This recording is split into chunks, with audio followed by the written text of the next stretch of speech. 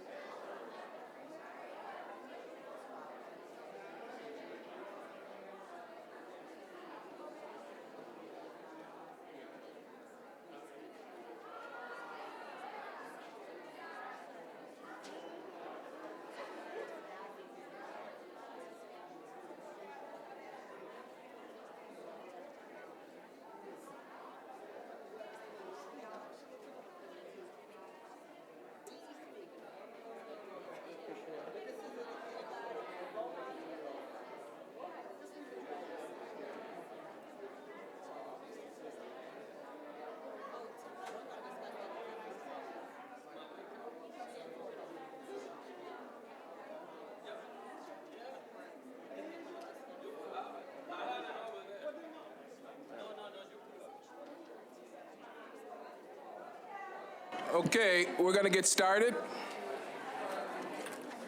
I should have brought me a book. Everybody could take a seat. We're about to begin our general business meeting. Once again, congratulations to all the award recipients and to Nydia and Mia and the entire Hispanic Heritage Committee. We want to say thank you for your good work. Every year we're blessed to have this event, and as you all probably figure out, the board doesn't have to lift a finger to do it. We have staff that make sure that people who are deserving of recognition get the appropriate level of recognition for the good work that they do. So we thank them again for their work. I'm going to call to order this young lady. You. Come here. Come here. Let's give her a round of applause. She was, tell your parents, Miss Cruz is your name, right? Miss Cruz. Tell your parents not to leave. Come on up here. We want to, again, recognize you for your, come on, Mom, and come on up. Come on up. We want to again recognize you for the wonderful thing that you've done in terms of raising such a positive daughter, and we are very blessed to have her here tonight. We've already given her some level of recognition, but every board meeting we begin by reciting the Pledge of Allegiance. And it would be an honor if your daughter, for us, if you and your daughter could recite the Pledge of Allegiance for us over at that mic to begin our meeting. Would you do that for us?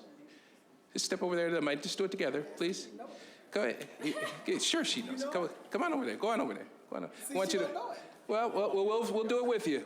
We got you. We got you. Just go over there to that mic. Yeah, Pledge of Allegiance. You got it. And to the extent that if you don't know it, we got your back. So I want everybody to stand up. We're going to do the Pledge of Allegiance together, because that's how America does it anyway. We do it together. So, all right, everybody ready? All right. You ready? Ms. Cruz, you ready? Yes. Yes, you ready? All right, here we go. I pledge Allegiance to the flag of the United States of America and to the republic for which it stands, one nation, under God, indivisible, with liberty and justice for all. Let's give Ms. Cruz and her mom another round of applause. Thank you again.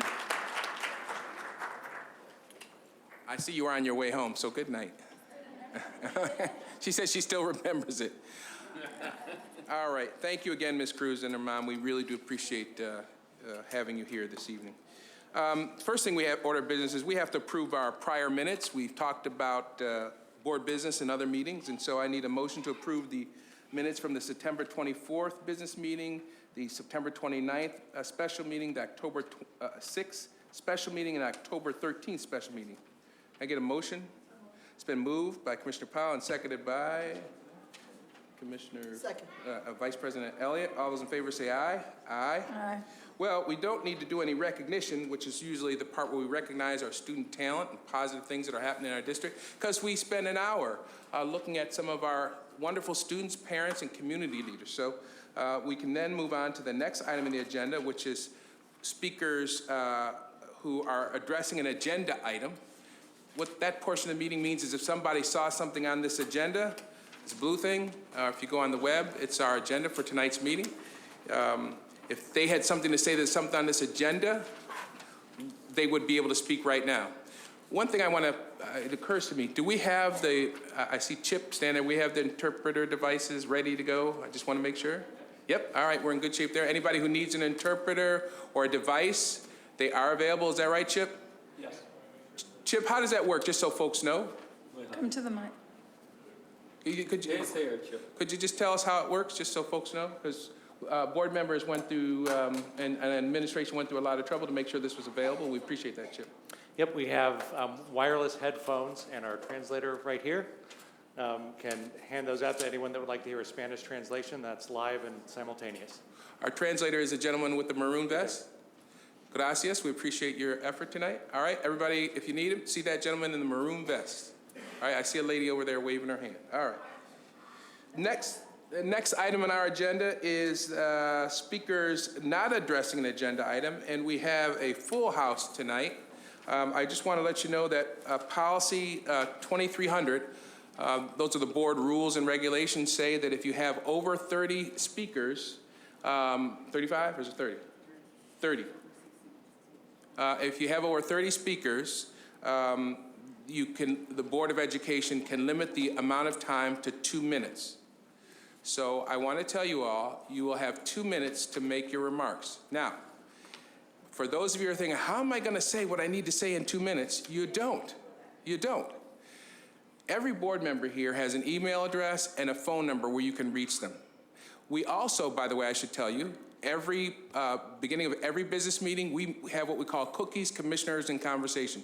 You can meet us here at 6 o'clock before any business meeting and talk our ears off if you want. Plus, as I say, you can reach us by cell phone or your office number, or you can reach us by email. So I would encourage you to do that. And one other caution, you're going to hear a bell ring when your 2 minutes is up. It's not that we don't want to continue to hear what you say or what you have to say is not important. We time these speaking opportunities so as to make sure that other people have a chance to be heard. If you keep on speaking, the bell will keep on ringing, and eventually I'll have to do something that I don't like to do, which is to cut you off. So I say that now so that you don't take it personally.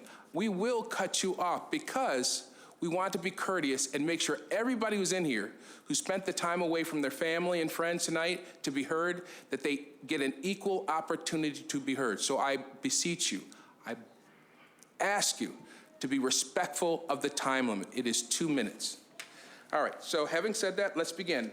Lindell Jenkins Jr. will be followed by Shannon Brooks.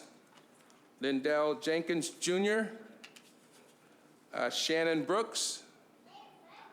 Oh, Shannon, come on up. And then Shannon will be followed by Tashara Spinks and Jessenia Aponte. Now, for those people that I'm calling up, come on up, Ms. Brooks. You can stand to Ms. Brooks, you can stand to the mic. And then if I call up extra people, you can stand behind the camera.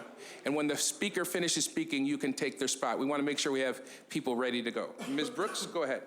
I'm a parent of a student at number 7 school who has just been moved to the portables. Well, it's been about a month now, and they're now in the portables. My complaint is we didn't have any type of notification. My child was moved from one class before he even got started on September, and then they were moved again out to the portables. I have a real big issue with it because he's a 3rd grader. He's only 8 years old, and the entire class, not just my son, but the entire class, they're going to be missing a lot of time. I'm trying to rush this in this 2 minutes thing, but they're going to be missing a lot of time with putting on their coats. They have to go from the portables inside the building. Inside the building, there's a security alarm. You can't get in. Outside from the portables, from what I'm seeing, I'm not seeing that. The kids are the ones opening the class because the teacher has to deal with the students, which is understandable. But on the days that he has gym, he has art, he has choir, he has to put his coat on from the portable, line up. His one teacher, no assistance whatsoever, has to take their entire class over to the building, get them into the building. They're eating lunch, they're sitting on their coats. They have to put their coats back on, go back outside. We live in Rochester. I don't see anything but a sick baby. That's all I can possibly see.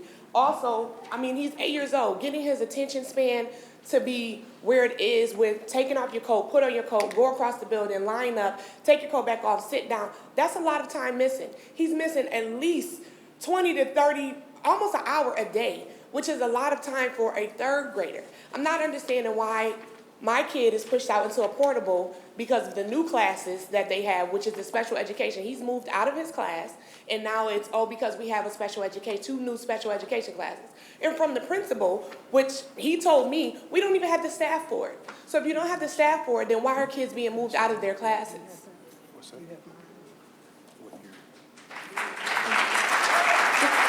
That's what I'm not understanding. We didn't get, as parents, we didn't get any type of notice. It was just, this is what's happening on Tuesday. Today's Monday. Your kid is being moved, and that was the end of the story. If there's not enough staff for the 2 new classes that they have, then why is my son being the only one? Why is there not a kindergartner class staying in there or a 5th grader class? Ms. Brooks, thank you. And I'll use Ms. Brooks' opportunity to speak to remind folks who are not familiar with this process is we listen to what people have to say. We don't respond. Now, that doesn't mean someone won't respond. The superintendent always knows he's taking notes. He's got staff. You don't know who they are, but we know who they are. They're sitting right up front, and they're taking notes. They're on their laptops. They're sometimes communicating with us. So just because we don't respond doesn't mean that someone won't respond, all right? Next, we had Tashara Spinks and then Jessenia Aponte. How about Rita Veltre? Oh, ma'am, I'm sorry, who are you? Okay, all right, come on up. Rita Veltre? All right, go ahead, Ms. Aponte. Hello, my name is Jessenia Aponte. I'm a parent at school number 7, and I'm speaking not only for the school, but also for my son, who's got ADHD, and he's in a small class, which is, I can't even speak in words how that class is. The kids in there are uncontrollable, disrespectful, and it's because we need more teachers and more staff in that school. My daughter, who's in 1st grade, supposed to be taking up speech. There's not enough speech teacher there for her to do. And I just feel like the school needs more safety. More safety, more parents are concerned about that school, about the kids. And I'm a parent that's always there. I'm also a PTO secretary for school number 7, and I just want more safety and more staff for the help for my kids. Thank you, Ms. Ponte. Rita Veltri will be followed by Latia Walker. Latia Walker, is Ms. Walker here? How about Heather Fiore? All right, go ahead, Ms. Veltri. Well, this is my first board meeting, and I would say if I have only 2 minutes to speak, what I have, we have a serious issue here at number 7 school. It is it's dangerous on our first floor. I have a son who's in first grade. I am a volunteer at that school. I am helping out with first grade computers. And our little section in the hallway is within a spitting distance of a classroom that has just been pushed into this, from my understanding, days before school opened up. And this is a room that's a 12-on-1. It is, again, dangerous. I hear and seen the violence, language that is out of this world. The violence, these kids bust out of this classroom. Teachers are getting hurt, bitten, pushed, and not only in that one, but upstairs on the 3rd floor as well. We have a very dangerous issue. These children need help. I'm not saying that we cannot help them, because we can, but our limitations are at the school are, again, very limited. We don't have the assistance. My son needs speech. He's not being taught speech this year because we don't have the support team at school. Again, witnessing it, seeing it with my own eyes and ears, it's scary. And I saw a teacher almost get plowed down by a kid running out of the classroom. And the ladies' room has to be locked shut because the kids go into the ladies' room. And it's very dangerous, and it needs to be, really, the attention has to be focused on number 7 school with these children. Thank you. Thank you. Thank you.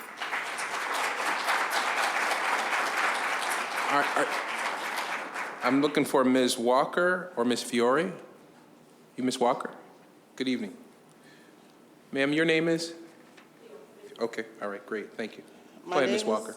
My name is Latia. This is my first time to have you nervous. Welcome. My name is Latia Walker, and my son is a student at at number 7, just transferred from 12. We knew back in April that he was going to be going to a new school. I don't know how it runs, but I didn't find out until a week before school started where he was going to be going. He's in the 12-on-1. The teacher was a substitute. So my son started off with a substitute, and I don't understand the thought process behind putting 12 kids with behaviors in the same class. So there's no education going on, no learning. So I said. Thank you, Ms. Walker. Ms. Fiore, and again, I want to remind folks, as Ms. Fiore takes the mic, that the superintendent and his staff are taking notes, and I can tell you, because folks had contact members of the Board of Education, I know they've already begun looking at issues at number 7 school, so they are on top of it. But go ahead, Ms. Fiore. Hi, my name is Heather Fiore. I'm a parent of a 3rd grader at Dr. Walter Cooper Academy, school number 10. I love my son's school. I love the administrators and the teachers, the staff, the other scholars, all the parents, families. I love the location in the 19th Ward, and I even love the building on Congress Ave. But I've noticed that our building is in need of major repairs, and I don't love that. Walking around the building, you can see chipping paint, crumbling walls, exposed pipes, missing tiles, old bathrooms that cannot be cleaned despite our custodians' best efforts. In talking with staff and scholars, you hear about the need for a bigger gym, a bus loop, additional parking, improvements to the playground that accommodate our older elementary age children, adequate storage and office space, a loading dock that's separate from the cafe. Currently, everything comes in through the cafe, which is not sanitary. So many things. Actually, our 5th grade scholars last year included the status of our school building in their spring expedition last year, focusing on social justice and equality. The building has fallen into such repair that scholars can't help but notice and question the equality of their situation. And I don't think that's the message that we should be sending our children. That doesn't show them that they matter. So I wonder what is the plan to address these things. A few years ago, Superintendent Vargas came to our school to discuss the idea of moving us to the School One campus. We, as a community, rejected this proposal for a number of reasons. And we're now scheduled to receive some capital improvements over the summer of 2016. It's unclear what the details are, but we have many more issues that are not going to be addressed. I will provide nice visuals to Commissioner Elliott, and I hope that she will come to our school to see what we're talking about and respond. Thank you. Thank you. For anybody who has written remarks that you perhaps did not finish, complete, you should feel free to leave them with our clerk, and she'll make appropriate copies to make sure everybody has an opportunity to read your concerns. Thank you again, Ms. Fiore. I'm looking for Charlene Youngs and Brady Ferguson. Charlene Youngs and Brady Ferguson, and then Deborah T. Smith. If any of those individuals are here, you can stand to our left. Sir, you are? Brady Ferguson. All right, come on up, Mr. Ferguson. Go ahead. Good evening. Good evening. President White, Superintendent Vargas, and members of the board. Tonight I'd like to tell you why we should develop a comprehensive sustainability plan for our district. I feel that such a plan should go hand in hand with the building modernization project. As we modernize the facilities, we should make them more sustainable. I'm proud to be an alumnus of the RCSD, School Number 12, School of the Arts, and East High School. And I'm also proud to work currently at Wilson High School. Now, at the beginning of this week, when I went to Wilson to work, I opened the door to my room, and the hot air coming out smacked me in the face as if I was opening an oven. Now, across the hall from me is a room that felt about 20 degrees cooler, because in that room, there's a vent in the ceiling which blows in air from outside the school all year round. Now, this kind of system is not a good use of energy, it's not a good use of our money, and it's not sustainable. Wilson High School is about 3 miles from my house in the city, and if I go 3 miles in the other direction, I come to a place called the Harley School. Now, I was there last month for a meeting, and when I walked in the building, I walked down the main hallway, and it was lined with posters made by the students about how their school is conserving energy and how their school is becoming more sustainable. Why shouldn't our students get to do that kind of project? Members of the board, right now I have a daughter who's 3 years old, and I have a son due to be born in a few weeks. It is my intention to send them to city schools. It is my hope that their school district will recognize the importance of sustainability. Thank you very much, sir. Oh.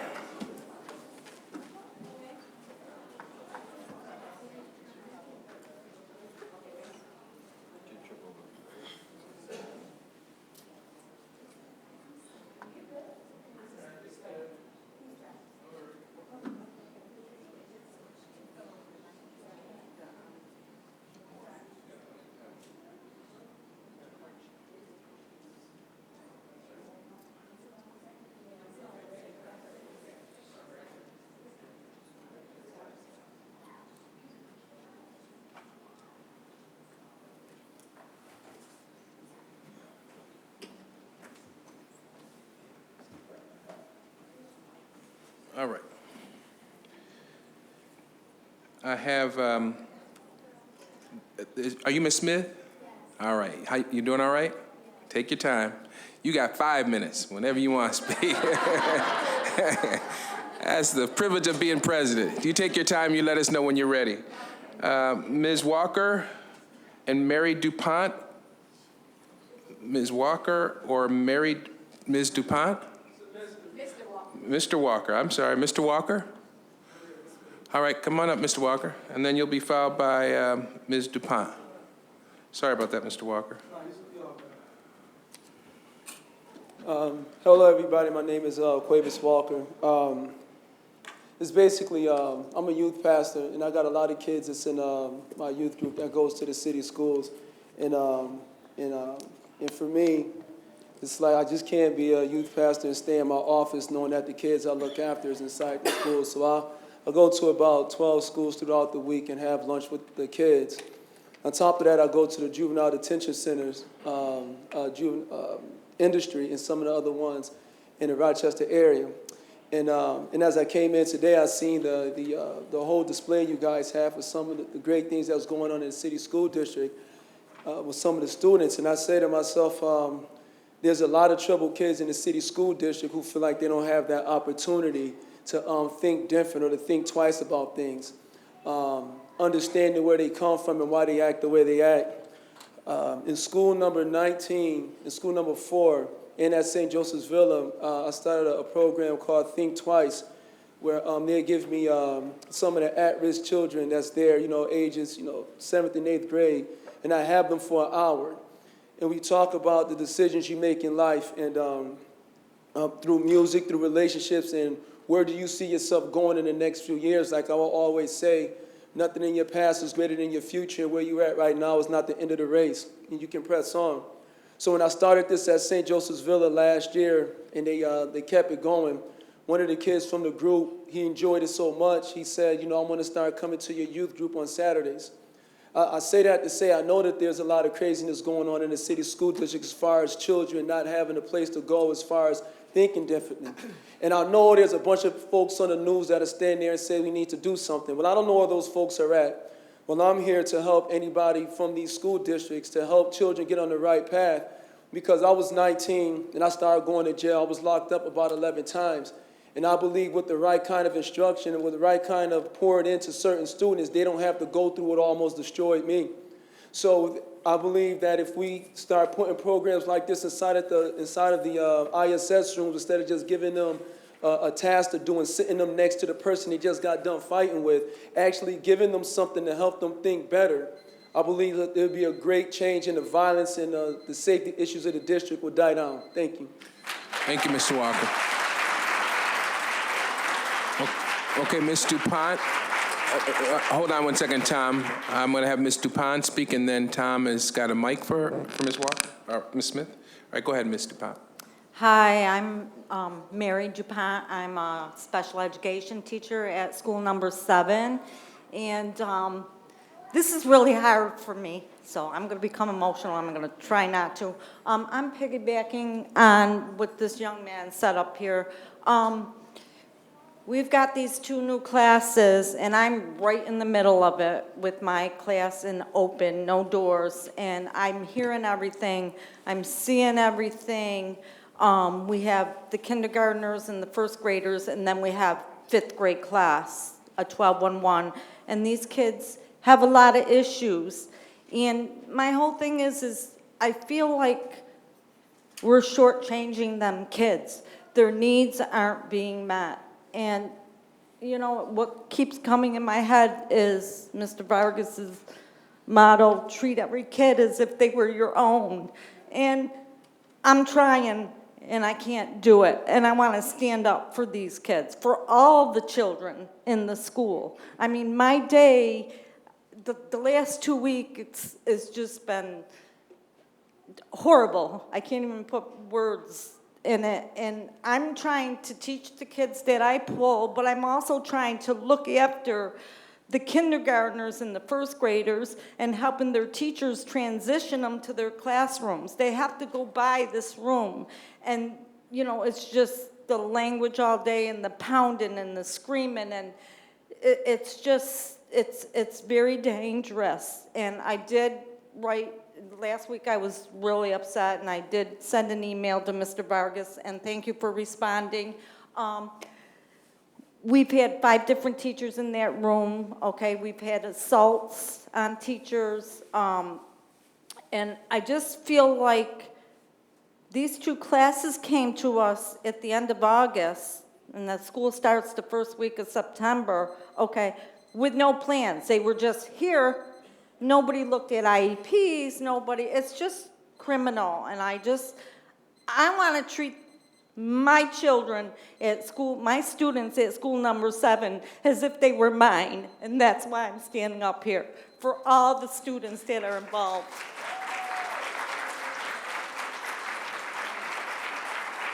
Thank you. Ms. Smith? Deborah Smith? Tom, you got, hold on one second. Gonna turn the mic up. All right.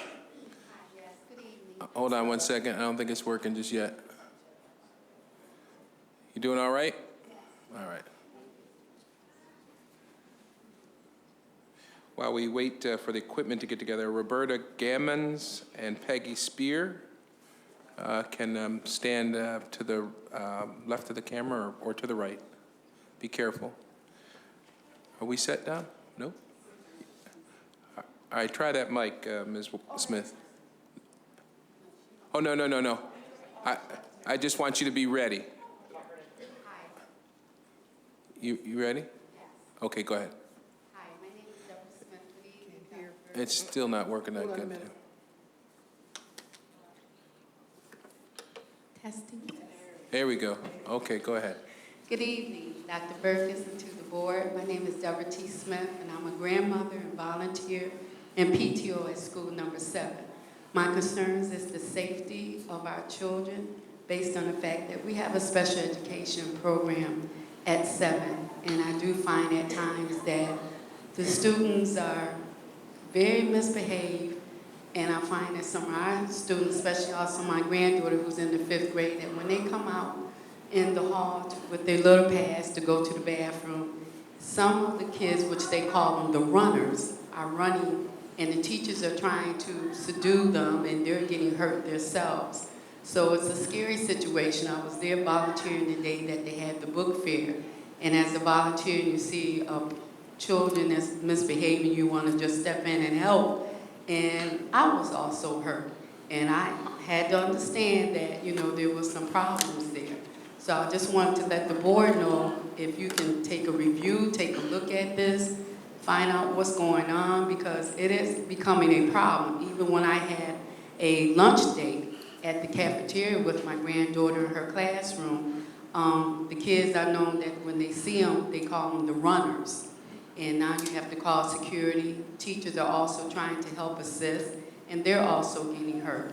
So I just was very concerned about our safety, and I wanted the board, if you could take and give us the tools and give us the help to do better for our children, whether they have special needs or not.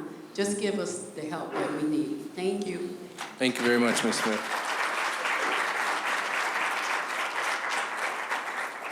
Ms. Gammons, are you Ms. Gammons?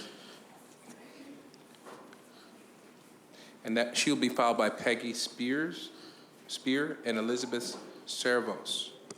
Go ahead. I would like to ask permission first. I know that Elizabeth Servas, Sarah Yasis, and Jennifer Tirana, who are on the agenda that I can see here, were not able to be here tonight. Okay. And I'd like permission to just take maybe another additional minute just to... Let's do your best to make it in 2 minutes, and we'll see how it goes. Go ahead. Okay, I'm a speech pathologist, so I'll try to do my very best here. Please. Good evening. My name is Roberta Gammons, and I've been a speech and language pathologist in the district for 33 years now. 22 of those years have been at number 7 school.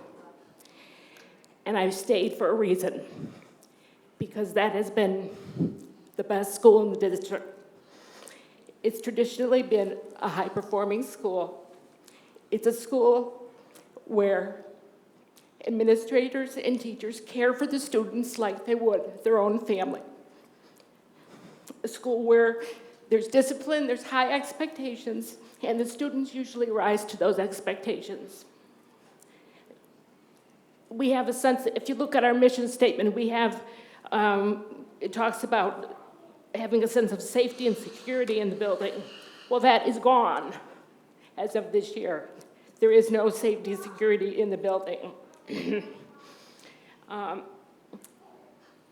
said that, you know, that we're going to be focusing on getting our students to be respectful, responsible citizens. I work with 6 of the students that are in the 5th grade 1211 class. I have difficulty getting those students to even come with me, to my room so I could service them. I'm lucky if it's a day where I could see them for 10 minutes before they burst out of my room and go into someone else's room, start some kind of ruckus in the hallway.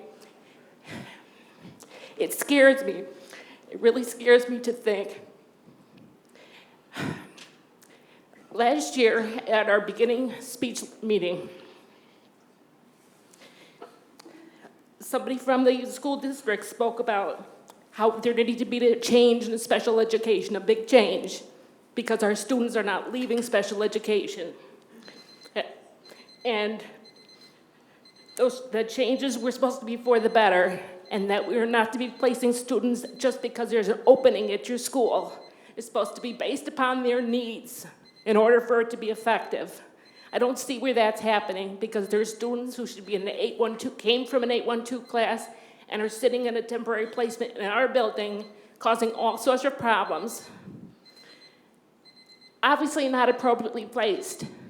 These children, they're hurting each other. The speech children are telling me they don't want to go to their class. They ask if they could stay with me. They're asked if they could call their parents. It's not safe. Ms. Gammon, I see you have some written notes there. Would you like to share those with the board clerk so that we could see the details of your concerns? Absolutely. That would be, if you want to take 10, 20 seconds to sum up, that would be fine, but why don't you give those to the clerk, and so that we can, I promise you, we'll read them. I certainly will, okay? Okay. Is there anything you want to say to sum up? Just to sum up, I think that we're not doing our job for these students. Because if these were our very own children, we would want them to be in the appropriate place so they could get the proper help that they need that we don't have at our building. Okay. Please share those, give those remarks to our clerk, and I'll make sure that I read them. Thank you.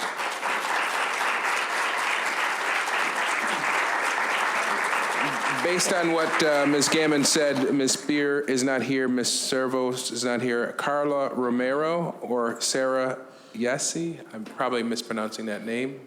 I apologize. Is Carla Romero here? No? How about Sarah Yassis? Guess not. Jane Morgan, Ms. Morgan, she will be followed by Cynthia Tyler and Patty Greco. So you can just stand to her left. Go ahead. I'm sorry, but I probably will take 3 minutes, so I hope you bear with me. I hope I will not go over that time. Well, the limit, just so that you know, because of... But I was not notified about that until I walked into this room. Okay, listen, I'm not going to have a debate with you, an Okay. argument with you. 2 minutes.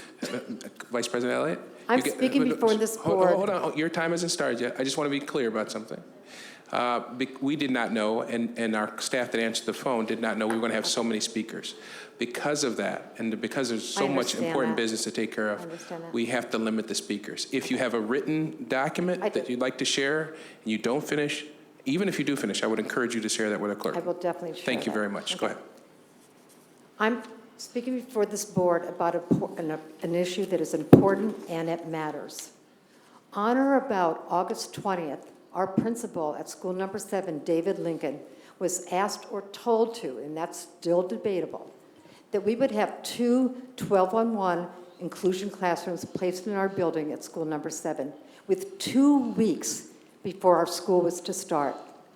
Why were not these students made and placed in appropriate placements way before August 20th? Out of those 24 students, 2 of whom were transferred in from other districts, understandable. 22 of those students, IEPs were finalized by the end of the 2014-15 school year. Plenty of time for the district specialized services, whose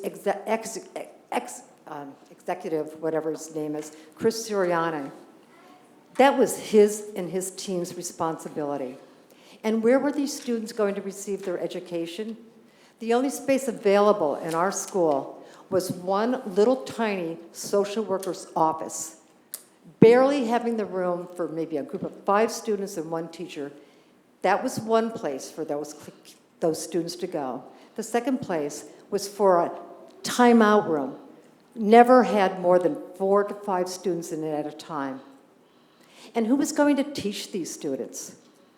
Our principal hired 2 per diem substitutes, one of whom was found from a list that was provided to him by the district.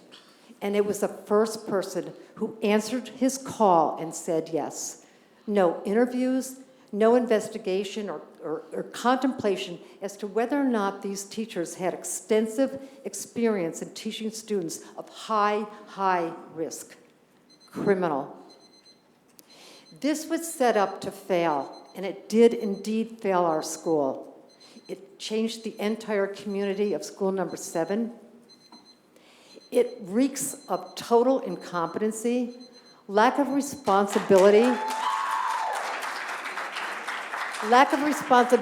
on the people that are in the decision-making field for the safety and the control of our students. Shame on anyone who had anything to do with creating this situation and still continues to condone this. Shame on them. All right, thank you. Thank you. Thank you very much. Cynthia Tyler, Patty Greco. Cynthia Tyler and Patty Greco.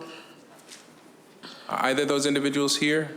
How about Kelly Liberatori? I am so sorry. Kelly Liberatori? No. And Darcy Richardson? No. Laura Hart? You, Ms. Hart? Ms. Hart? She will be followed by Linda Berkey and Patricia D'Alazio. So you can just stand to her left. Thank you. Go ahead, Ms. Hart. Thank you so much, President White. Thank you for the opportunity to speak this evening. My name is Laura Hart. I teach 3rd grade at school number 7. Treat every child as if they were your own. That's the motto we hear repeated from the district, and we should. It's a great model to teach by. I'd like to tell you about 28-year-olds who have been and continue to be treated in a way that all of us would deem unacceptable for our own children. On September 23rd, I was told my 3rd grade class would be moving to the portable unit outside in the parking lot so the 4th grade new 1211 just added to our school could move into our classroom because they were put in a classroom of unacceptable size. To say I was stunned is an understatement. Never in the 15 years I've worked at 7 has a primary class been located in the portable. That Friday I came to school to find a substitute in my room, and I was given the directive to pack while my students were in the room. I asked the board which of you would find it acceptable for a day of instruction to be stolen from your child while their teacher was forced to pack the room around them. The movers came the following Monday. The move occurred once again while the students were in the room. The children were moved into the library and given a substitute again so that I could direct the movers where to put things in the portable unit. I ask again, which of you would find it acceptable to have a second day of instruction stolen from your child? When I went to the portable, I found appalling conditions. Mr. Lincoln then directed us to the library so repairs could be made to the building. My students spent an entire week trying to learn in a library without any walls, which was highly distractible. In addition, the constant distraction from the students in the 1211 across the library, running out of the room, screaming obscenities, made learning impossible. Which of you would find it acceptable for your child to have an entire week's instruction stolen from them? Treat every child like you would treat your own. Which of you would allow this treatment for your child? My 20 children don't deserve it. Please help them get back into the building before the winter comes.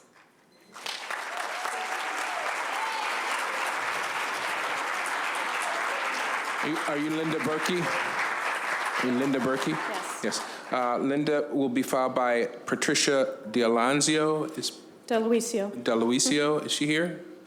How about Tammy Haldo? One more second here. Terry Garcia Leach. All right, go ahead, Ms. Berkey. Good evening. My name is Linda Berkey. I am the school librarian at School 7.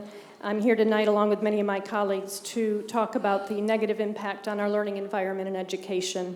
Many of the people who have already stood up here have mentioned some of the things going on. I'd want to just say that when these special education classes were sent to our building, we were not provided with the resources to meet their extreme behavioral needs. We did not even have an ED support person on staff.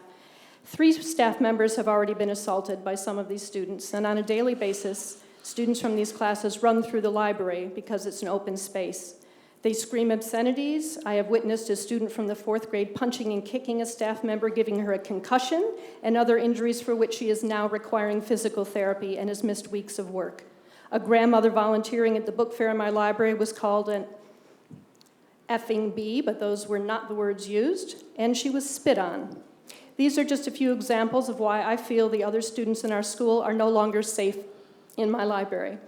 I am begging you to right the wrong done to the special education students sent to this school who need far more help than we can provide them and who deserve a real classroom space. The 5th grade class is in a teacher's lounge, which has a door leading to the lunchroom where they hear noise for the entire 4 lunch periods. Would you want to work in that noisy, chaotic environment? Please find appropriate placements in schools with adequate space and trained ED support staff to help these students before anyone else gets hurt. Thank you. Thank you. Maria Padula, and Madeline Carpenter-Burke.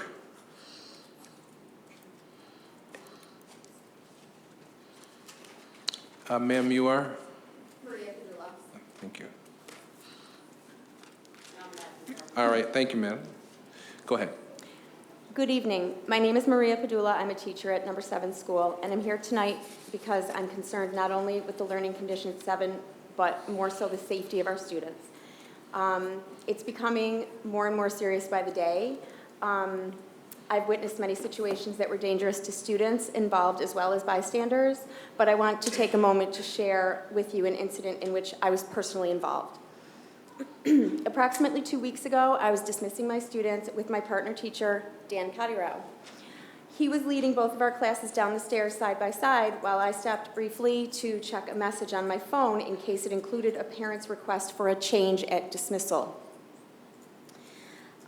As I approached the stairwell in an effort to catch up and supervise the end of the lines of my class and that of my partner teacher, a student from the 1211 on the 3rd floor was intentionally blocking my way and refused to let me pass.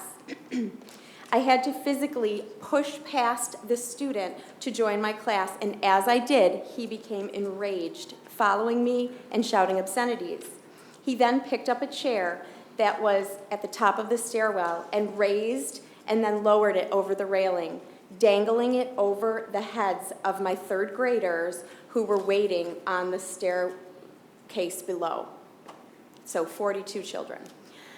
The paraprofessional for the 1211 classroom came out just then to get the student, but he had thankfully put the chair back over the railing onto solid ground just then. I have 3rd graders who are 7 and 8 years old, and I'm certain that several of them would have been seriously injured had that child proceeded to drop the chair. I've been a teacher at number 7 for 16 years, but I attended school there as a student from kindergarten through 7th grade, and I've never had such daunting concerns for my own safety and the safety of my students. And I am asking for immediate attention to the issue because it's very serious. I do not like the atmosphere at number 7 school. Not safe. Thank you. You're welcome. Madeline Carpenter-Burke. Madeline Carpenter-Burke. Allison Petroni. Is Allison Petroni here? And Gloria Johnson-Hovey. Go ahead, Ms. Carpenter-Burke. Good evening. Good evening. We had a motto at School 7 that was every child, every day. Even when the children were not doing their very best, the next day they could come back and we'd have the same motto, every child, every day. We're here for you. We're here to support you. There are 24 children who are not getting the support that they need. So I'm standing here to ask you to help these children. No one wants to throw them out. I think it's a shame and a disgrace when I found out what classrooms these children were being put in. One of them, which used to be my office when I was instructional support, and you could barely fit in 6 children in the room with some tables.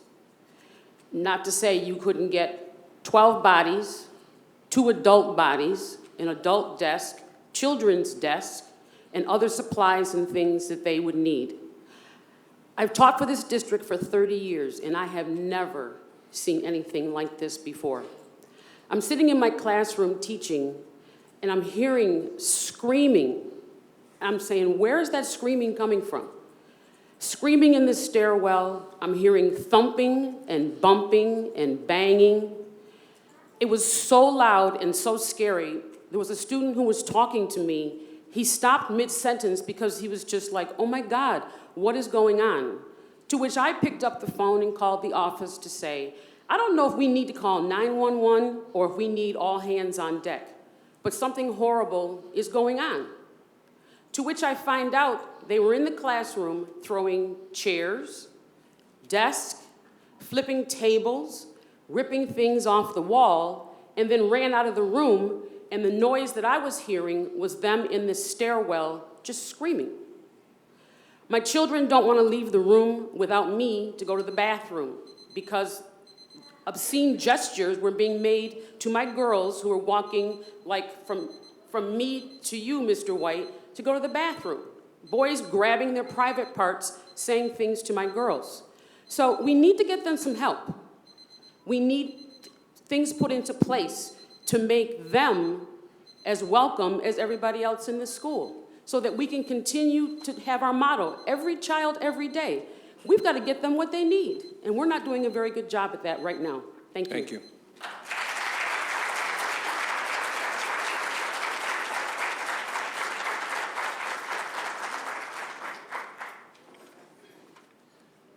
I'm Gloria Johnson-Hovey.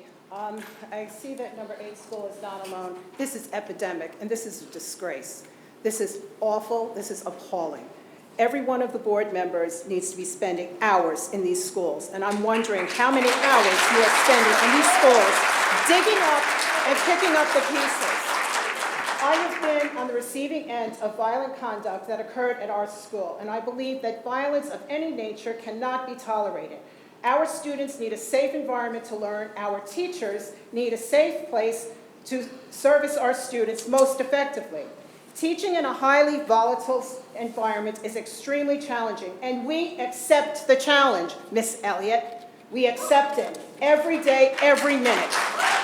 When safety is compromised, learning is nearly impossible, and we see that as evidenced by our low test scores and our poor attendance. Who wants to come to school when they're faced with this? Who wants to send their children to school when they're faced with this? We need to acknowledge the elephant in the living room. Miss Elliott, you told us that we must endure and expect this because this is what our Rochester City School parents have to offer us. We have to expect this unbelievable, difficult behavior. This is a derogatory belief. Our families support their children's learning and education, and I believe most of our families treat the staff and teachers with respect. What a colossal disservice if we ignore the violent behavior of a growing fraction. I have so much to say that I have been over and over this. I wanted to direct something to Mr. Evans, but I see that he's not here, and he's also not at our building at number 8 school. So, MIA. The board wants to wage a war against teachers rather than support them as they endeavor to help students. Mr. Vargas and all board members, since you do not distance yourself from Ms. Elliott's ignorant comments that RTA does not care about teaching students, only bringing frivolous lawsuits. Perhaps you all need to resign and let appropriate people in our community that Rochester City deserves tend to the needs, because this is failure. This is failure. Maybe you need to resign. Thank you very much. Thank you very much. All right, Jennifer Douch. Thank you, Ms. Johnson-Hovey. Jennifer Douch. How about Cinnamon Noli? Cinnamon Noli? Ma'am, you are? All right, come on. But I would like to concede my time to Mr. Valenti, who really represents our school. If you're going to concede the whole 2 minutes, I'll allow that to him. Yes. That's Hello, fine. everyone. Thank you. My name is Jason Valenti, 5th grade teacher at number 8 school. I'm very proud to say that 2 of the students on the high academic awards tonight, Jaslyn Garcia and Rayel Ortiz, were in my 5th grade class. I've heard a lot of the comments tonight, and I think in less than 2 minutes, I'll say this.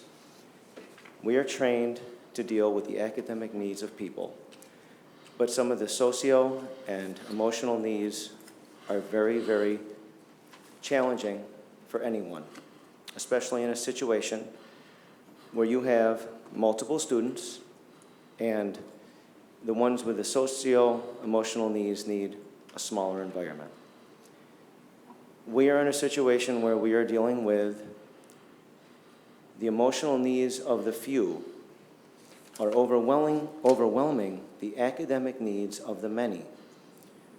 When I look at my classroom and I hear the stories being told, 3 or 4 kids can, through their righteous yelling out understandable needs at their age, can disrupt the learning of others who need the quiet environment for the brain to grow.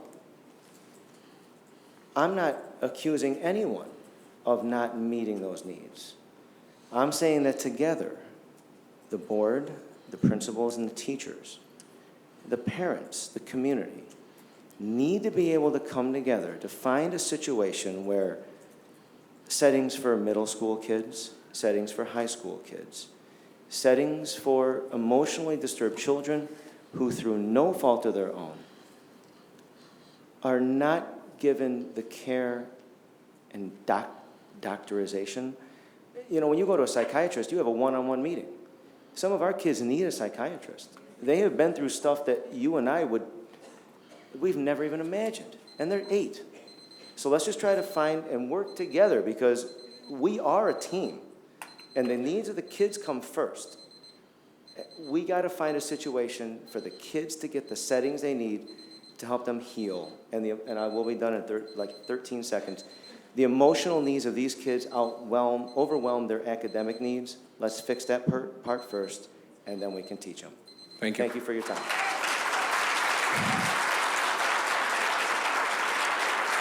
Josh Mack. Ma'am, you are?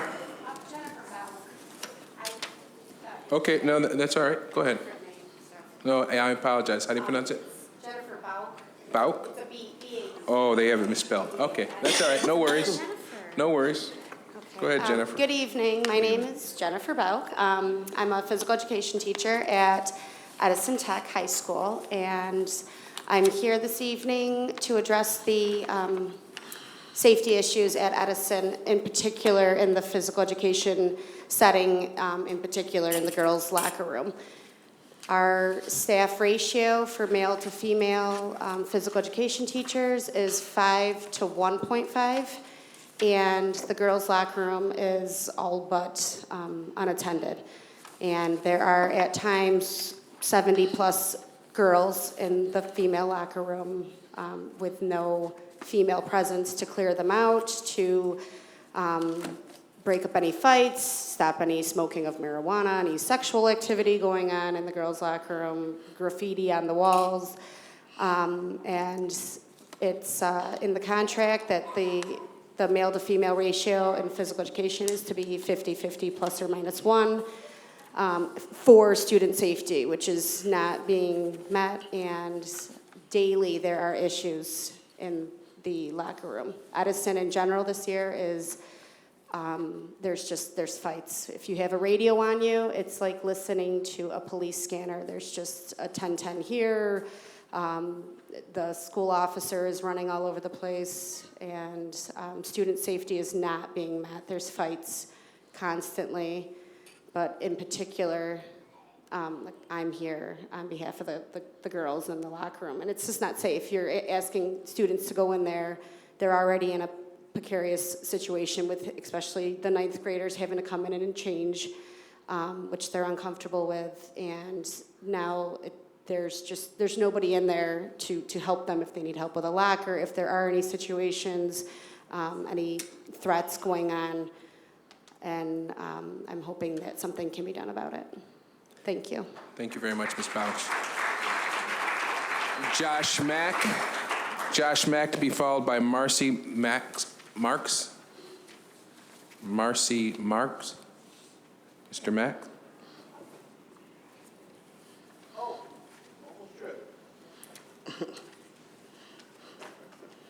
How you guys doing? Good. It was a year ago today, I think almost exactly, when we had this celebration for the Hispanic Heritage Month, and we had some parents who had complained that their students weren't getting the needs that they felt they needed as bilingual parents. And maybe I'm here to represent the Rochester Parents Association. We represent numbers of parents throughout the district, but today I'm speaking on behalf of bilingual parents. Within a couple of days, there were maybe 14 parents who filed a federal complaint through our office, which stated that their students who were totally bilingual are not getting the needs that they deserve and that they should rightfully be receiving. Okay, to this day, with this active investigation in place, it's not going anywhere, this same practice is still taking place. We're taking students who are coming in from Puerto Rico and other places who are fully bilingual, and we're just dumping them into buildings with no supports whatsoever. And not only is that as a negative impact for the students, the community, now the teachers who receive evaluations and state exams that these students have been forced to take, and they have no support, and you're going to give a teacher an evaluation based on their results. So what I'm saying is we would like to know, what has the district done? I've been in this district 25 years, and there's a benefit to having time in the system. Back in 1999, just to show you how less a consideration the district gives to this problem, when I was a house administrator, my administrator came to me and said, Mr. Mack, we're putting you in charge of the bilingual education program. Hello, I don't speak any English. See, and they don't even take it seriously. But you say, oh no, you can do it. You know what good instruction looks like. This is a problem. It's not going anywhere. It's getting worse. These students are coming here. They're not getting service. Now it's mushroomed out of control, and we're still not giving them the kind of support that they need. So what does it take? The only purpose of following these suits is to give the district a heads up. This is a serious problem. You need to start looking at it before you start getting funding pulled. There's new legislation surrounding bilingual education and the expectation for those students that are not being adhered to. And guess what? Before you know it, you're going to get those federal funds pulled. I get calls as early as today talking about what's the status there. Guess what? It's the same business as usual. So I'm asking you guys if you can ask the superintendent or whoever's in charge to provide some kind of status report to this community on what is he doing, what has he done, and what are they going to continue to do to improve the situation facing students who are totally bilingual and don't speak English. Thank you, Mr. Mack. Marcy Marks.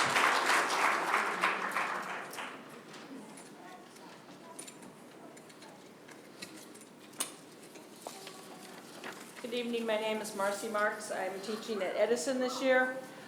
I understand that the district and the union is at an impasse, and one of the things they're talking about is the code of conduct.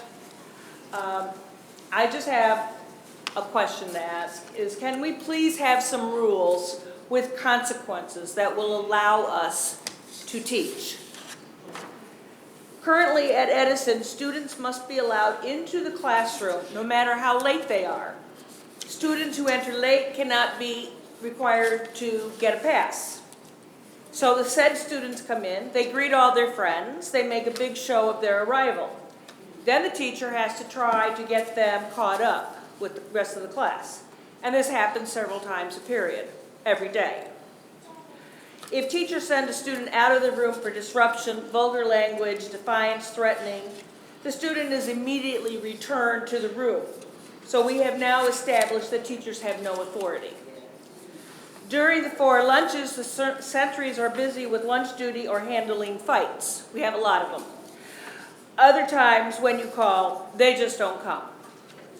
Students are smoking tobacco and marijuana in the hallways, walking the halls, hanging out in the stairway or around the bathrooms, disrupting classes by yelling, horseplaying, swearing. Wednesday, when I went down to the first floor, they were burning papers on the floor inside the school. Students feel they can say anything they want to adults, even the principal. Position does not matter. It can be anybody. They yell, scream, swear, and nothing happens. They totally ignore directions to get a pass when they come in late to school, go to class, and get to the class before the bell. We are not even finished with the first marking period. Just how long do we have to go before something bad happens? And I've had this conversation with the principal already.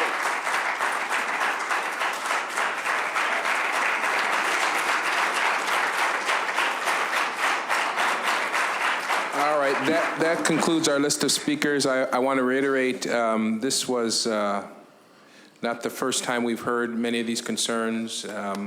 The board, in advance of today's meeting, asked the administration to provide us an explanation with respect to some of the stuff that was going on at some of the schools that were mentioned. We will continue that dialogue. Again, just because you don't get a response today doesn't mean there's not going to be a response. There will be, there must be.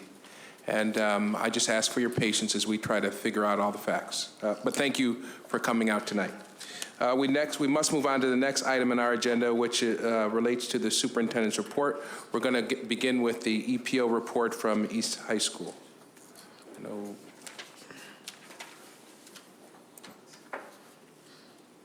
I know Dr. Nelms is not available today, so my understanding is Ms. Washington and Mr. Irving are going to present.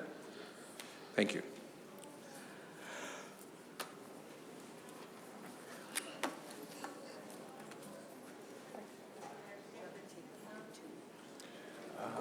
Can we wait until after this? Okay, yeah. We'll have to take a 2-minute break after this one. Okay. Go ahead. Here we go. Okay. We're set. Commissioners, Superintendent Vargas, community, and staff, thank you for allowing us to come and do this report on ECPO update in the absence of Dr. Nelms. Today, Patrick Irving and myself will be talking about our student behavior as well as the athletic program at East. One of the EPO's priorities is to reduce student behavior incidents and suspensions. There were over 2,600 suspensions last year at East. This year, we've been focusing on restorative practices and relationship building to promote student achievement and growth. We're trying to bring coherence and structure to current practices and processes at East. If you look at this data reflects the September 2014 and September 2015 suspensions. Last year, by the end of September, we had over 200 suspensions. This year, by the end of September, we had 20. This does not mean that we don't have issues, it just means that we are responding to them differently. Here, we are reviewing suspensions by subgroup. You can see that the majority of the suspensions, oops, I'm sorry, did it not go forward?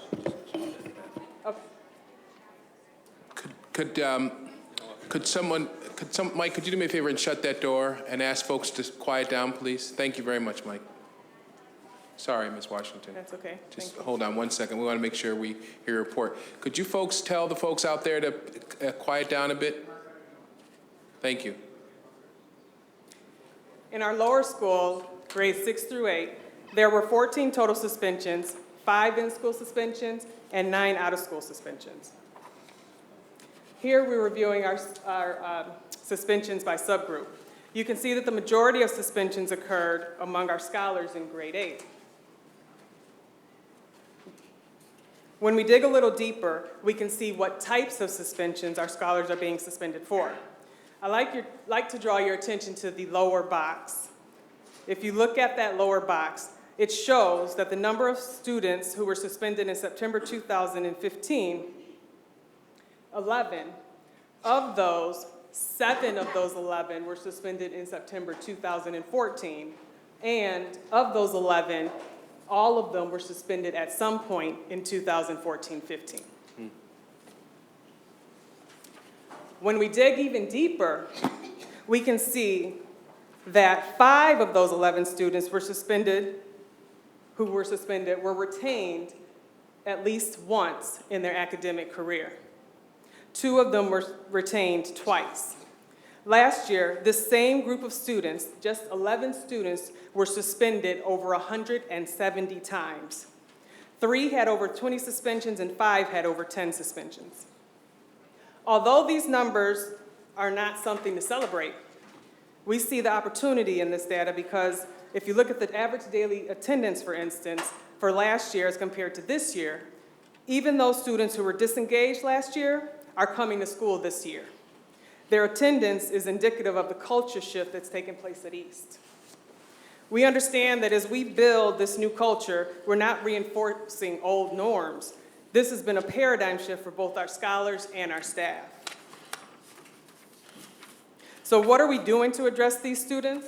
We're focusing on social, emotional, developmental health. Our social workers and our counselors, they're heavily involved in supporting our scholars. We created a class at the lower grade levels, grade 8 specifically, for those students who continue to show difficulty with student behavior. Those students are placed in this class for 5 weeks, and after 5 weeks, we reassess their behavior. And if their behavior has improved, they go back into their regularly scheduled classes, and if not, they continue to stay in this class. We're also utilizing our community partners to support these students, again, with their social emotional health. At the upper school level, last year, 2014, at the end of September, there were over 70 suspensions. This year, we ended September with 6 suspensions. If we look at this data by subgroup, we find that 5 of the 6 occurred at grade 9. Again, some of our overage and undercredited students. And again, if we look at this lower box here, which shows our student behavior by offense type, we see that of the 6, 3 of these 6 were suspended in September 2014. And 5 of those 6 were suspended at some point during last school year. A deeper look at our upper school students who were suspended. Of those 6, 3 of them have been retained in grade 9, and 5 of them have been retained at least once in their academic career. So what are we doing to address grade 9? For our on-track and our off-track students, increased visibility in our classrooms, in our hallways, our scholar support cycle. I won't go through each of these. I'll let you read it on your own, but just know that our staff is committed to social and emotional health and assisting our students through all means necessary, being more flexible with programs like Big Picture, Quest, Freedom School, so we're addressing these grade levels. And just a preview of what our data for this month is, as of October 19th. Our suspensions for last year, for October 2014, we ended at over 400 suspensions. Jeez. This year we have 25 up through Monday. At this time, Patrick will talk to you about athletics. Yeah, why don't we wait until they finish their presentation? Thank you very much for allowing us to speak here tonight. My name is Patrick Irvin. I'm the athletic director at East. Go East! Go East! Go East! As you can see on the board here, this is our new logo. This is one of the many things that are new at East. This was developed with teachers, scholars, the graphic designers at the U of R. And this is a new logo that is on new apparel that we design, new uniforms, banners around the building. It's a branding at the building that we're really proud of and the kids are really grasping. That's a good-looking logo, by the way. Thank you very much. Very impressive. Some of the other things that are new at East this year. Currently, we have 276 scholar athletes participating in our fall sport offerings. That's 42 more scholar athletes participating than the year prior. The reason for this is, there's a lot of reasons for this, actually. One of the reasons is we started a new modified boys volleyball program, which is going very well. And we're also starting a JV lacrosse program, which is growing from a team we started the year prior. To continue on that, the following year, 16-17, we're going to start a new girls soccer program because we have a growing interest there. And one of the things I'm most proud of is a new initiative we have at East. At East, on our stadium, we have a wall of fame, which is beautiful, and we're going to start utilizing that wall. And we're inducting our very first athletic Hall of Fame induction class this winter. We're currently accepting nominations. It's on our website. It's on our Twitter account, which I'll go into in a second. It has been on every sports news radio station in Rochester. It's been in the DNC twice in 2 different articles. And it has been on every major news station here in Rochester. Even today, I received 2 nomination forms that the committee and I will go over, along with all the other nomination forms we've received. One was from a past athlete from 1955. Another one was from an athlete who graduated in 1963. So we're trying to bring some of the tradition back to East and demonstrate it through our Athletic Hall of Fame. East social, on our social media account. Our Twitter account is Go East Eagles, which is new this year. It is something I have updated even while sitting here in this meeting because I've had teams that have won and competed tonight. I've updated that just a few moments ago. It's where you can find live scores, photos, just like this one you see here with Dr. Nelms with our cheerleaders before one of our football games. It's a great resource, and I'm getting a lot of buy-in from our community, both in the building and out. Community service. We're trying to engage the community, not only through athletics, but through the entire EPO. And one of the ways that we do it is our varsity programs are involved in a community service program. Here are 2 examples. On the left, if you're looking at the screen, you have our football program. They went and visited School 46 and School 52 in a reading program. They read to 2nd graders while in uniform. And I joke and I say this, but it's true. Watching our athletes walk into a 2nd grade classroom in uniform when you're 6'3", it might as well have been the Buffalo Bills walking into that room. The kids were excited. Please, not the Buffalo Bills. They are not the Buffalo Bills. No, we are 5-2 actually. And we're playing this Friday at Hilton if you're interested, 7 o'clock in sectionals. But the kids were elated, and that's not only the 2nd graders. Those were our athletes that came back, changed from that experience. The photo to the right is our boys soccer program, and they did a community cleanup. And it's not just East Campus that they were cleaning up. They went into the neighborhoods and they were cleaning. Families were coming out of their homes, meeting our teams, conversing with them, wondering what they were doing. And as you can see from the photo, it doesn't even begin to show all the work and the cleanup they actually did. And a side note about this team, they were just knocked out of sectionals, but while they were at that game, they lost to Fairport, but a prominent member of the Amerks and the Buffalo Sabres were in attendance of that game, and he emailed me just yesterday, and we spoke later yesterday on the phone, and he was so impressed with how our athletes carried themselves despite losing the game, how they never stopped fighting, they kept working, their character was high, that team is actually going to an Amerks game Sunday night. He's left tickets for them, and the coach is going with them. So it's a great event, another great thing that's happening here at East. So I'm very proud of the entire athletic program, but especially that team and how they carried themselves. Community engagement. At East, we allow permits, just like we do everywhere else in the district, to use our stadium, which gets a lot of use, and we really promote that. One of the organizations that uses our facility a lot is the Community Youth Pop Warner program. Sunday nights and into Saturday nights and most of Sundays. So what we wanted to extend that because they've been a great community group with us. So we allow the Pop Warner football programs to come to East football games free of charge in their uniforms with their coaches, and then we have the announcer recognize them at the game. So it's been a great piece here at East. In addition, on this PowerPoint, as well as on our Twitter account and webpage, is our nomination form for anyone who is interested in nominating an athlete, a booster club member, an ex-coach from East. We are still accepting nominations. And then the last bullet here is when we are hiring new coaches at East, one of the things I really wanted to do was bring back some of the East grads into our coaching staff. And I'm proud to say of the 6 new coaches we have at East, 4 of them are East graduates, and they're all doing fantastic. Athletic academic study halls.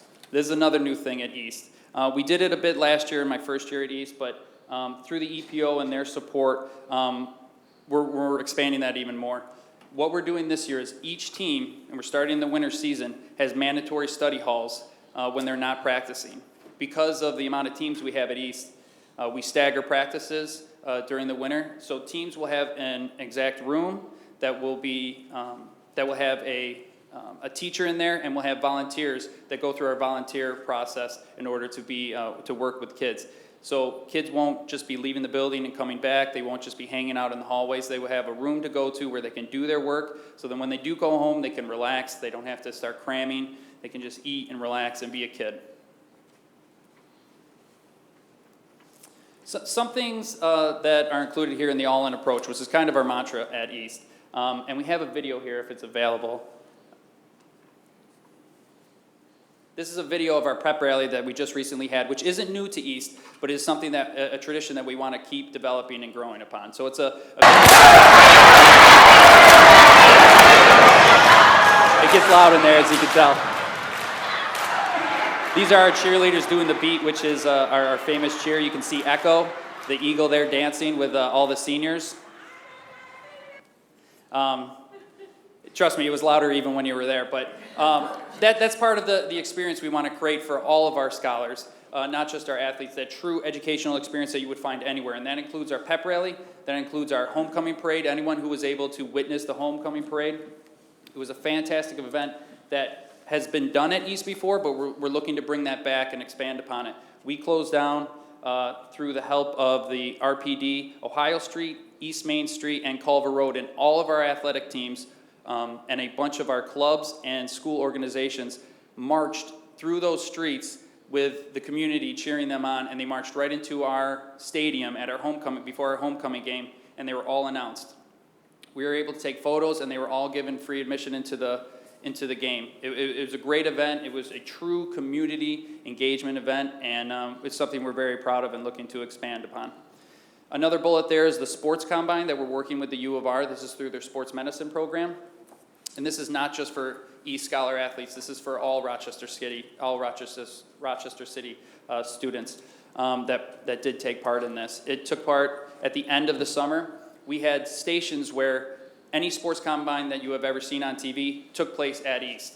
And we had over 100 athletes that participated, where they were measuring their speed, their ability, their agility in at different benchmarks. And then that information was given to the athletic directors, who disseminated it through their coaches and their athletes. So students know exactly where they stand as far as their 40-meter dash and other different tests that we do.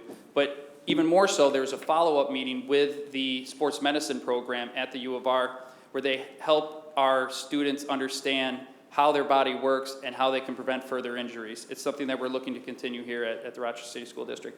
And then lastly, this online Nike store. This was, and I had it on today here at work, but it was an online store that our teachers and community could purchase apparel with the new logo on, and we raised over $5,000 through that purchase, and over $500 of that went straight to the Boosters Clubs, which I've been able to use to purchase not apparel, but equipment for all of our programs. It's something we're very proud of, and something I'm looking to do in the future as well. Right. Any questions from members of the board? President White, to Ms. Washington. To Lorna.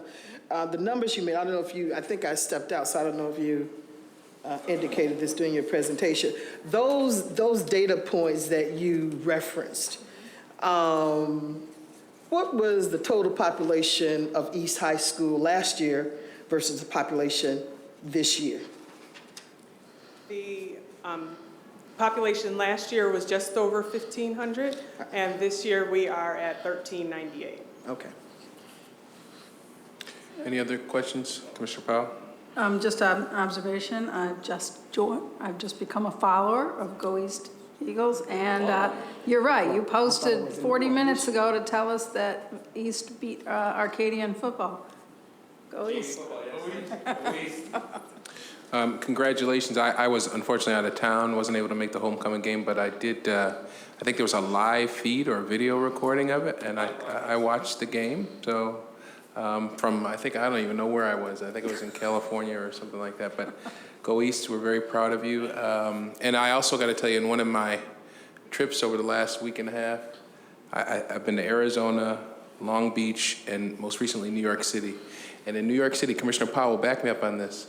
We talked about what was going on at East High School, and Chancellor Farina, the head of New York City Schools, said, "My God, how did you get the University of Rochester to do this?"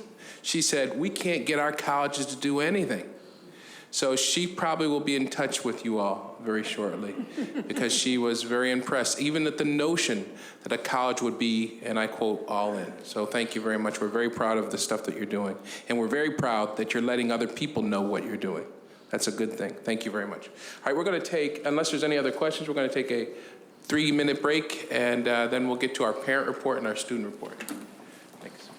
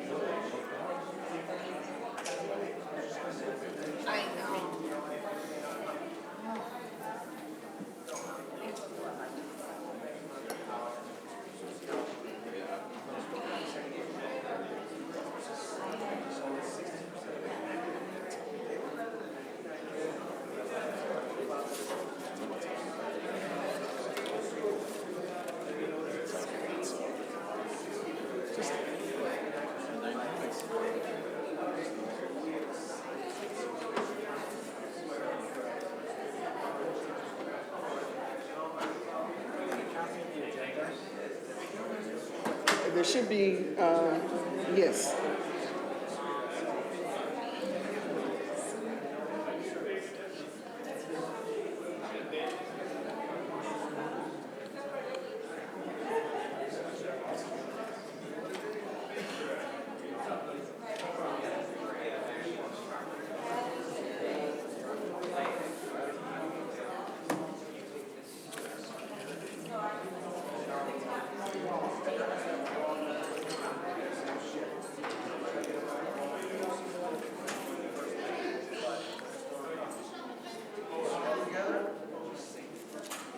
Willow. Right here. Willow.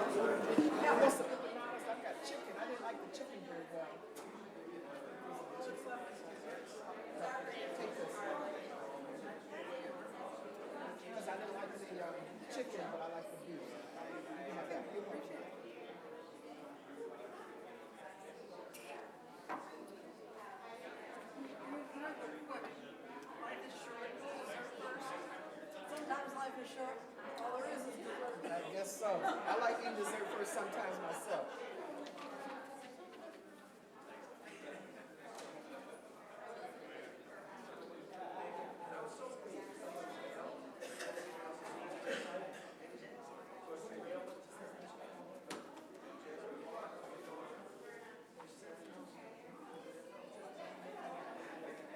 I may save them until I can get to my point. I know, that's what I was thinking too. Sometimes they actually don't taste good cold, but they taste fine just warmed up. But let's find out. Cheers. This may benefit from warming up. Yeah. It may taste nice warmed up.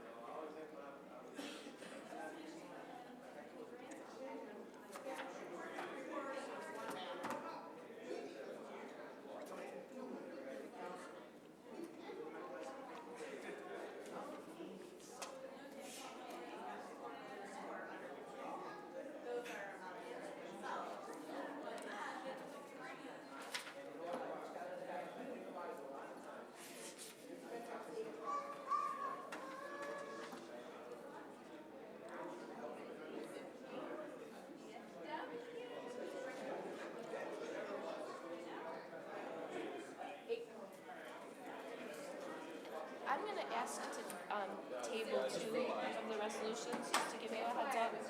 One of them is the one that's like for electronic surveys for $170,000, because we tested it with the Excellence in Student Achievement Committee. I'll give you the number. I'm talking about another one I'm going to ask to table, to go to Excellence in Student Achievement. Which one is that, Mary? I'm going to...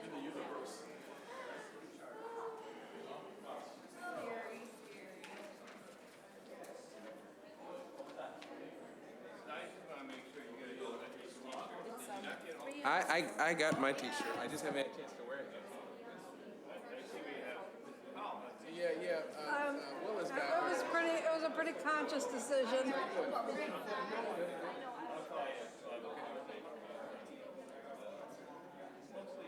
Yeah, I put notes to that. What was going on? But, even the details, what you guys know about it, it's actually very impressive. That you really take down where the kids are at, why they're there. Asked to support it. Email you and Rose there and playgroup. Yeah, well, that's what. Right. Well, that's what. That's why. Well, my question was is that from what I saw, most of you all were doing it. You were doing it. Yeah.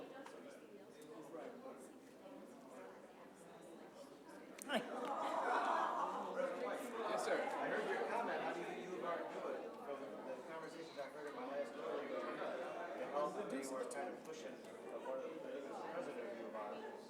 Terry. They said, come on. And so it kind of started the thought process. So they got my response to that. I didn't think it was working. And I gave it to them too, straight. I told them, They all connected. can I show you two I'm gonna table? The Dan Roller one, because we got that note from Shanae, like we don't even have a proper procedure for Dan Roller. Yes. So I'm gonna, We're friendly to him, but I'm very friendly, I was just telling Cynthia, but I won't support it anyway, because it's not cost effective. It's like $70,000 for 3 months of part-time work. And all he's doing is facilitating, he's very, very nice, I like it. I'll be uncomfortable voting no, but I'm gonna vote no on principle. And then this one, these, it's PLC. I saw that. And it's for a school performance scan and a student voice. It's like these online surveys for $170. I would like this to go through ESA. At least, at a minimum. I probably won't support it anyway, but I really think that they should give us the dog and pony show on Yes. what this is. Let me write those numbers down, and you can, and I will second your motion. Thank you. Okay? So it's 307 and 308. Oh, they're back to back, good. Oh. So you're gonna do it in one motion then? Or Can I do it that way? you And can then if they're in the same category. Do we, You can, if we're voting on these things. Before we went 7 Yeah, we can just pull the, ask that they, you start by asking to have separate 307, 308, and then the packet, to postpone the vote. I do want to relay the request. It should be a motion to postpone. Postpone. Okay, right. Very much. So I want to, for the one. So, yeah, 308. I'd like to go to Excellence in Student Achievement Committee 307. So you want to postpone 307 and 308? Yeah. Okay. So can I say that in the context of asking for it, or? Well, you make your motion to postpone. Hopefully there's a second for you, and then there's some conversation while you explain it. Yeah. Okay, thanks. Okay. All right, we're going to get started. Also, that you have to have sensitivity over that district, over in that school for that. They may not. Dr. Burgers, do you mind if I...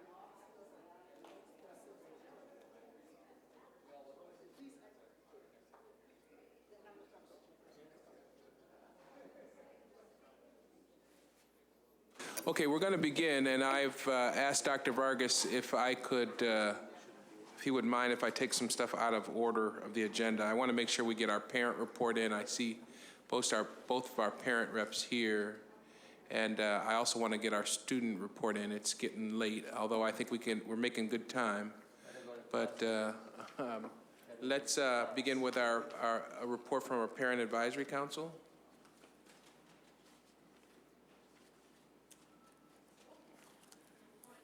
Thank you, Dr. Burgess.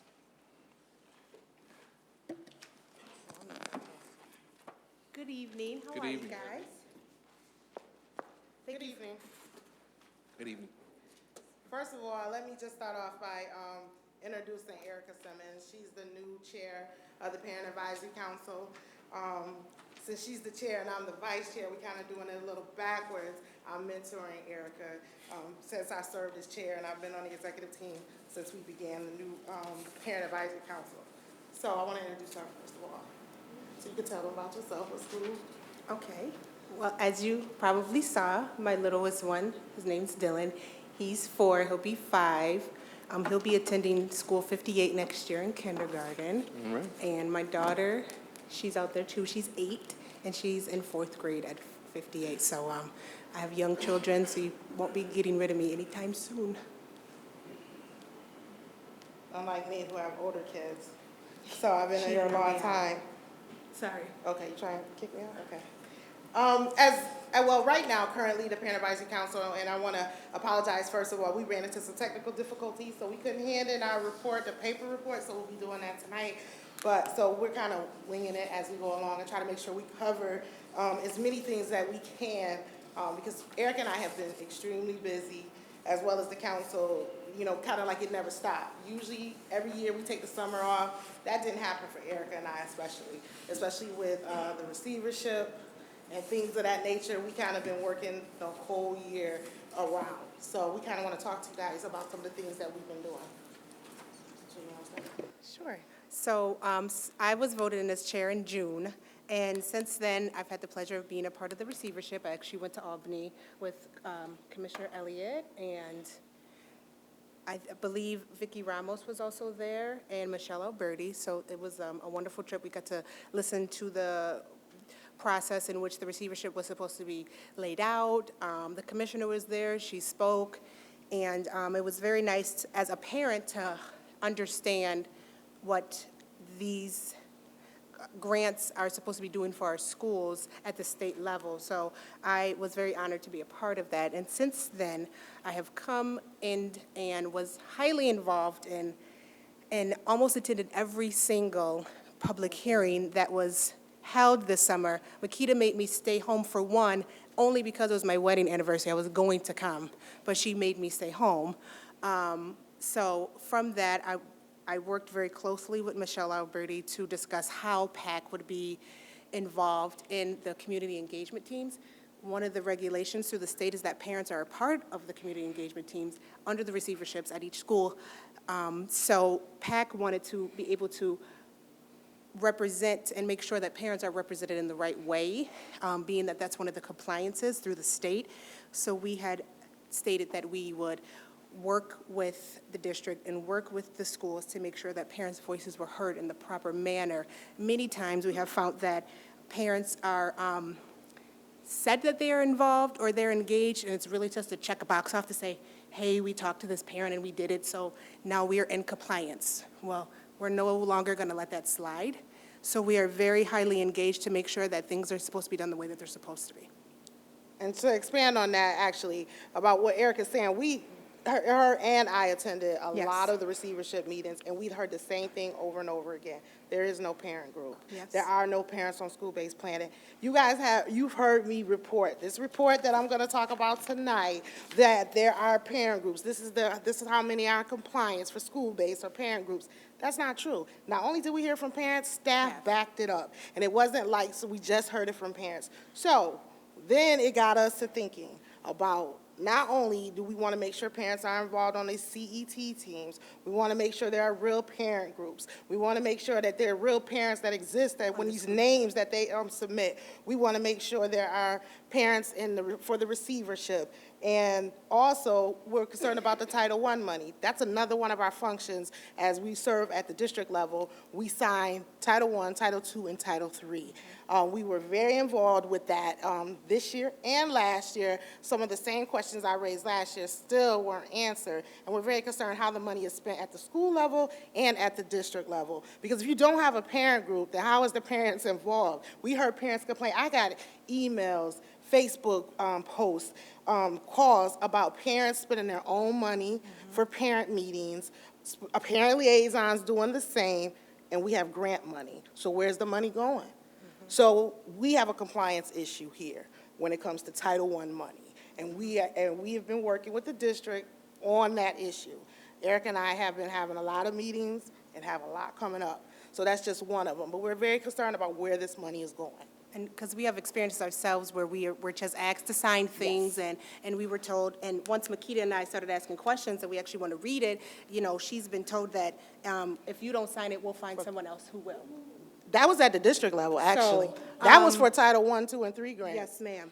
So that is a problem, because if you have a problem with parents being knowledgeable about the money that's supposed to go towards their children, then I have a problem with that. So we have been working very hard, and like Makita said, having lots of meetings or trying to have meetings to try to find out where is this money going, because it's state money. So if it's supposed to be meant for parent engagement and you are not having parents engaged, half of these grants were wrote illegally. I was firsthand experience. The SIG grants at School 41 didn't have a parent involvement at all, because I attended School 41, and I was the only parent on the school-based planning team, and I was the only parent on the PTA. But yet, to the district, they reporting that they were in compliance. So where is this accountability coming from? Somewhere along the line, someone's lying. And and it made us think, we're reporting this. We're getting a report that's saying, and reporting to you under legal stance that these schools are in compliance, so they're therefore making us liars, and we want to make sure that not only are we helping them be in compliance for real, but that we are reporting the truth to you, because you deserve the truth, and we don't want to bring anything to you but the truth. So this is why we have been working so hard to make sure that parents are being served the way they're supposed to be. Right. So that's why we have even offered up our services to say that we will help. It's even with the receiverships, which, is an issue. We will help. We're volunteers. We don't get paid for this, and we spend a lot of time. Right now, my kids are home. I haven't even seen my daughter since yesterday.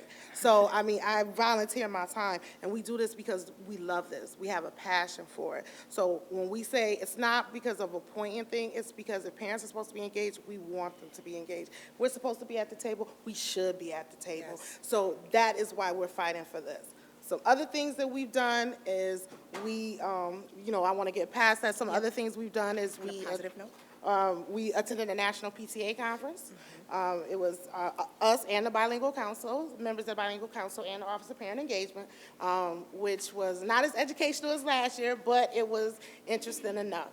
A lot of politics at that level, so we did learn that. We also are forging other relationships, because just because we represent the district, the Parent Advisory Council, and we're one of the 2 sanctioned groups, there's other parent groups out there. We do not mind working with them. Yep. So that's what we're doing. We're forging relationships, because when it all boils down, these are our kids. We have the same children, same interests, same common goal. So PLTI is one group.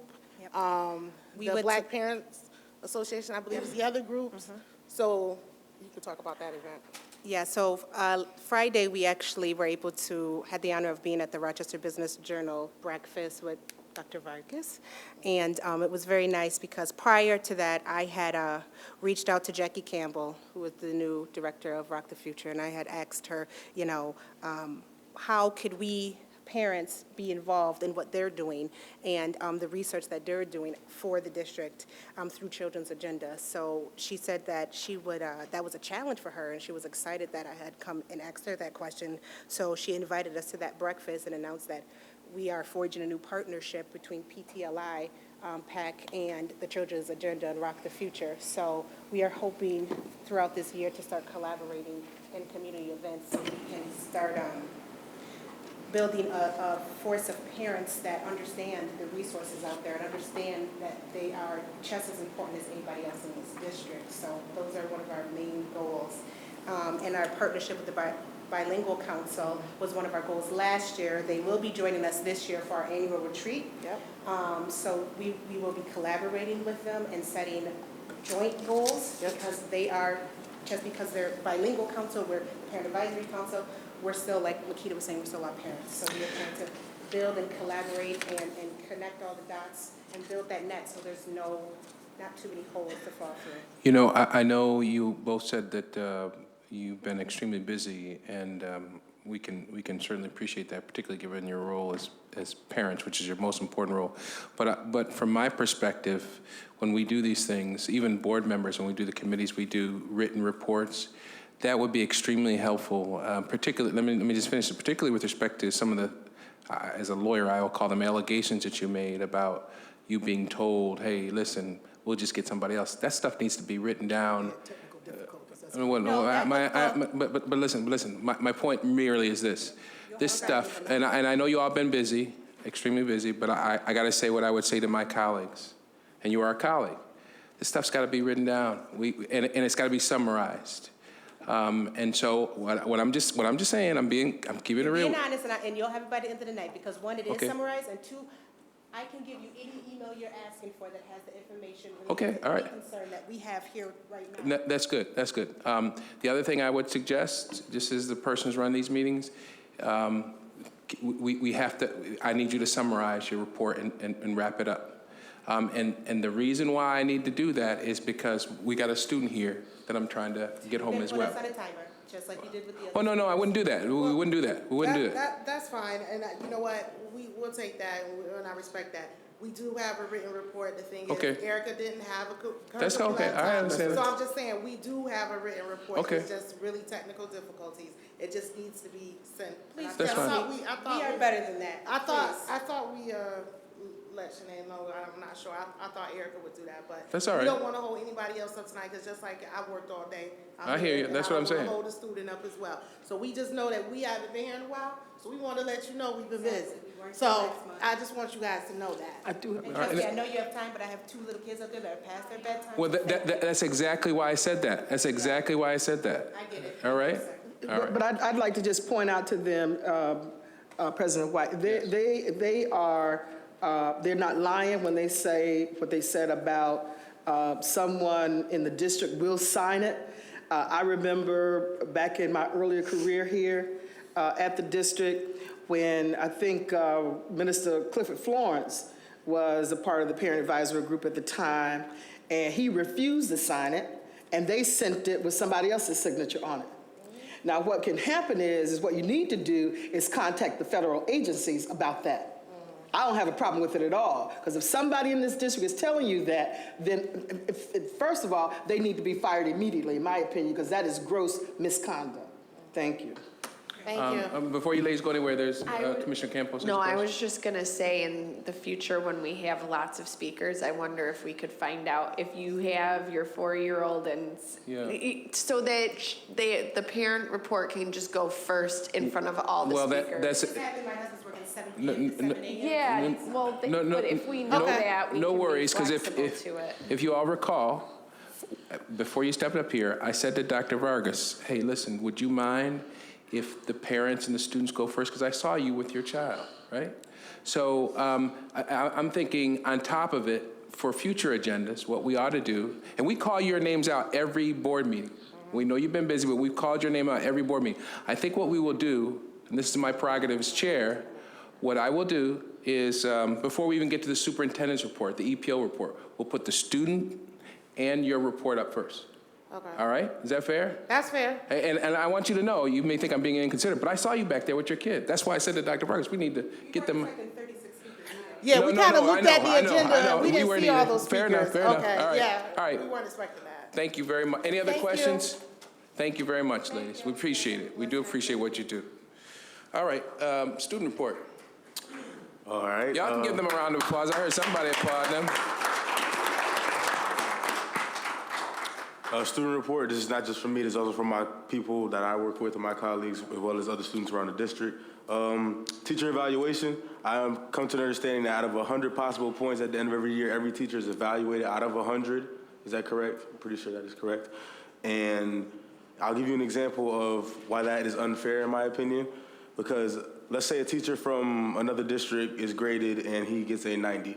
He moves to the city school district and his rating drops dramatically to about a 70. I'm pretty sure the teacher's methods have not changed, and I'm pretty sure the way he teaches has not changed, but it's the background and quality of the students that change. And I don't believe that's fair that teachers are graded behind the behavior of their students. Their qualities and their methods obviously have worked in other schools, but here it has nothing to do, Everyone can be taught the same, I can understand that, but you cannot dictate a teacher's job by just how he teaches, but also by the quality of his students. That's not fair at all, in my opinion. The continuous standard for students, I don't believe every student should be held to the constant standard. Yes, I do believe you should reach for the stars, but my version of success will not always be the same as another person's version of success. We cannot all expect everyone to be a doctor to this or that. Not every student's version of success is an A+, not every student's is a C. I think that needs to be met and talked about. Still pushing for the hiring committee. One of the teachers at my school also told me that he applied for a position at a different district, and it was narrowed down to 3 teachers, and they were all instructed to teach the same lesson to the same children, and after the lesson was taught, it was voted on who teacher was the best. I think that also helps with hiring committee, and it would also decide if a teacher is not qualified but more prepared for the job at the school, not just as a teacher though. A real issue which I think needs to be addressed is the lack of parent accountability. Not as much as involvement, but accountability.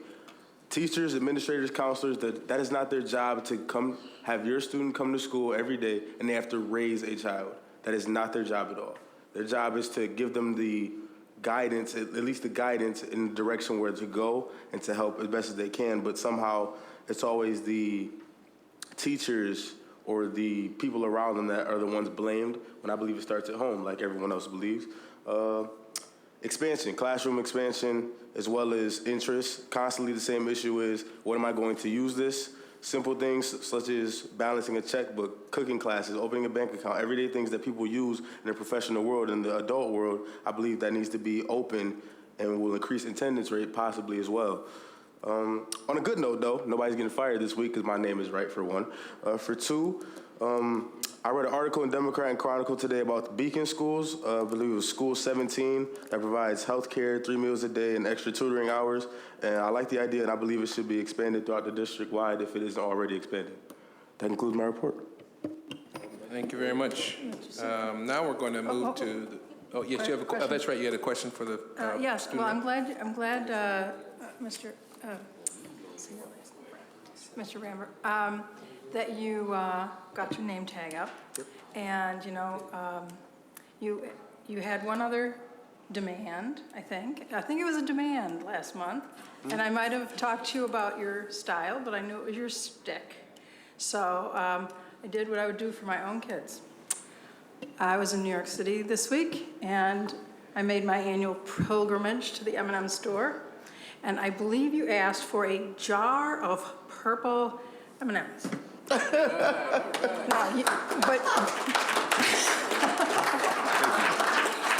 you weren't specific about light purple or dark purple, so you got both. All right, Commissioner Elliott. Commissioner Powell, way to go. But I also want you to know that when my son saw the purple M&Ms, he wanted to know how he could get some. And I told him that he could become a member of the Student Leadership Council. All right. And he said, well, that's only in high school? And I said, yes. And then he said, can I start one in school 23? And I said, yes. So you see, M&Ms are the gateway candy. All right, there you go. Well done. You know, I like the peanut M&M, so I'll so keep next that in meeting. mind. Well, now, be careful on your delivery here, okay? All right. No demands. No demands. All right. Well, I'll find some way to get peanut M&Ms. All right. Next person on the agenda is Dr. Vargas. Go ahead. Well, thank you. As you heard from the parent, we've been busy with the receivership, and as you can see in here, there's the timeline that we are being followed. So I'm happy to report to you that, you know, we have made some good progress, and I want to recognize all the staff involved, and including parents that have been working very hard. The dollars for this school, we are in the process of responding to the application. Most people thought that the money will have arrived by now, particularly when you have only 1 year to finish. So the first quarter report, and Michelle, I have been working with her team on this, is due October 30. We have been making significant progress in we're probably one of the few districts that haven't asked for an extension. So that means that we are on track with this timeline, and we are waiting. Hopefully by the end of next week, we will get the information about all the grant for the school that don't qualify for the $75 million. So again, to be brief, you have the timeline here. You can see if you have questions, you can follow with email or phone call, and we'll be more than glad to respond to you. The next area that we began very aggressively to work on it, and we've been doing that for the past 3 years or 4 years, the attendance goal. As you can see in here, we did have been making a little bit of progress. I say a little bit because we have a long way to go, although one could argue that from 47% on K-3 to 32%, statistically is significant achievement. However, it's like you still have a serious problem here, even as you see progress. So there's no time to declare victory. 4 years ago when I began with this, and I would tell you that internally, as member of the district and community, we are not treating this issue like an epidemic. And it is an epidemic when you have thousands and thousands and thousands of children not coming to school. And we're using that approach. And today, I'm happy to report to you that we had an intensive group in here from the community that was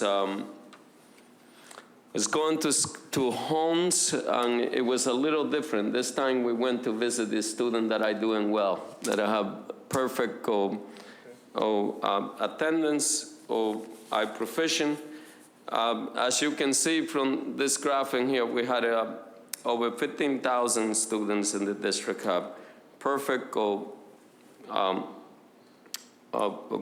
excellent attendance. And then we do fall short when it comes to chronic attendance, significant problems. We don't have the accuracy that we should have because some of those students might be in the book, but they're gone and we're looking for them. That's a culture shift in here. East, for example, which was a great report, was the place where I began to see this problem because we had 139 children in there that haven't been there for 3 years, but they've been in the book, and we were allocating resources. That's a thing of the past. And we want to spend money for the children that are here, not necessarily for the one we wish they were here with us. So as you can see, the parents were extremely happy. You see me talking to 2 parents today, and there were hundreds of community volunteers. The Monroe County, the County of Monroe Department of Social Services, Curly Reed, and all the members of her staff need to be commended. Again, you cannot write a grant for this problem. This is an epidemic. Latino had the worst attendance rate, and you can't help it. I think our student was very accurate when we say, how are you going to evaluate the teacher if the children are not there? So we are targeting a specific school. Many of them are in the receivership. One of the goals or the target that receivership allow us to do is that they would, one of the metric or target is chronic absenteeism. And I'm happy to report to you that 2 schools, not only they chose the students' attendance, but also the staff attendance. Because that's been a serious problem here with us as well. And I don't need to tell you, but people were not happy. And by the way, go from administrators, which by the way, we need to be the role model, all the ways to the entire workforce. We had to continue to work on attendance. We know the implication, not just when children don't show up to school, but also the implication when the adults are not coming to school on a regular basis. We have made some progress in there as well, and I'm pleased with the collaboration of the teachers and other who, when I brought this up to them, there was about 25% of the people were in agreement with me that this is a serious problem that needed to be tackled. I will tell you that 75% were not.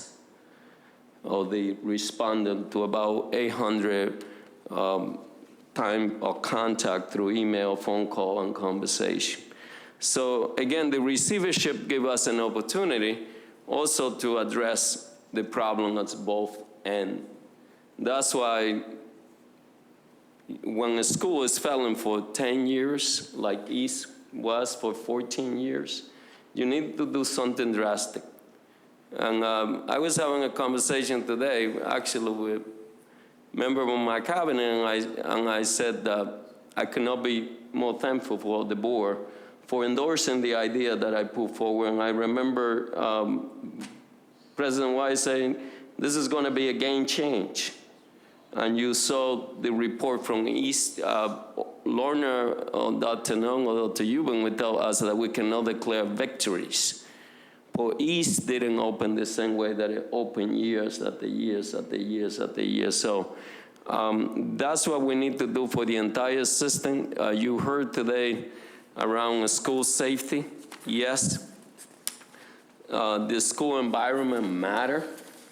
And I'm willing to tell you that if you were to do a survey today of the district, which we should do, you will see that we are improving throughout the district when it comes to safety, using restorative justice on 17 different schools, which East is one of those schools that is utilizing that.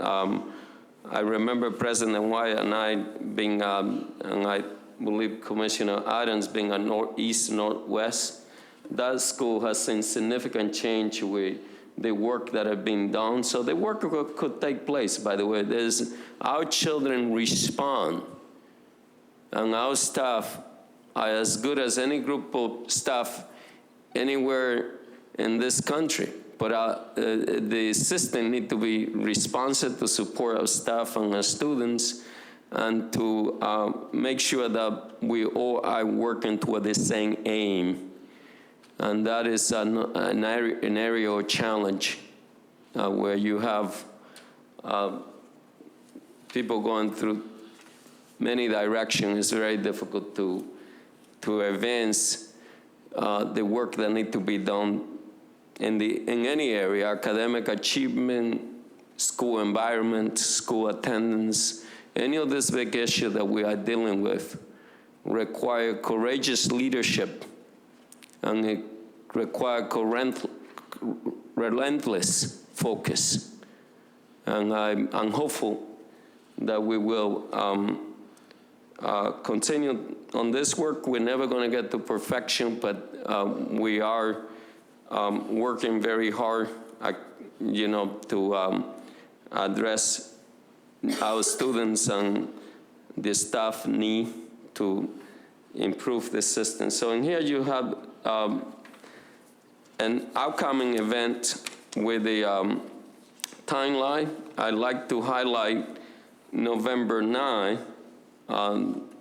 The Board of Regents has a task force that is working on this whole issue of school-to-prison pipeline. I've been asked to sit in that group, and they are coming to Rochester. My hope is some of you can attend that. We are going to have our students, a few of them, to hear their voice, what they had to say in terms of what needs to be done. They are part of the solution, just like we are. So I will encourage you to do that.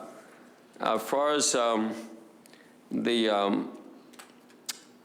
the task force, and I just will conclude for that I'm working with, the task force is working hard around this whole notion of improving our school safety. I understand they met last night, and they are, sometimes you had, some people I say, how long it's gonna take them to come, will report to us. You don't see that in this timeline. And the reason, what I tell people, sometimes this work you have to be very methodical and sometimes take your time, because it's a different over reacting to the situation that we are facing, and the another issue is responding. Like, for example, East responded to a difficult situation rather than what we used to do, like every year, every couple of, it would take us 2 or 3 weeks to open school.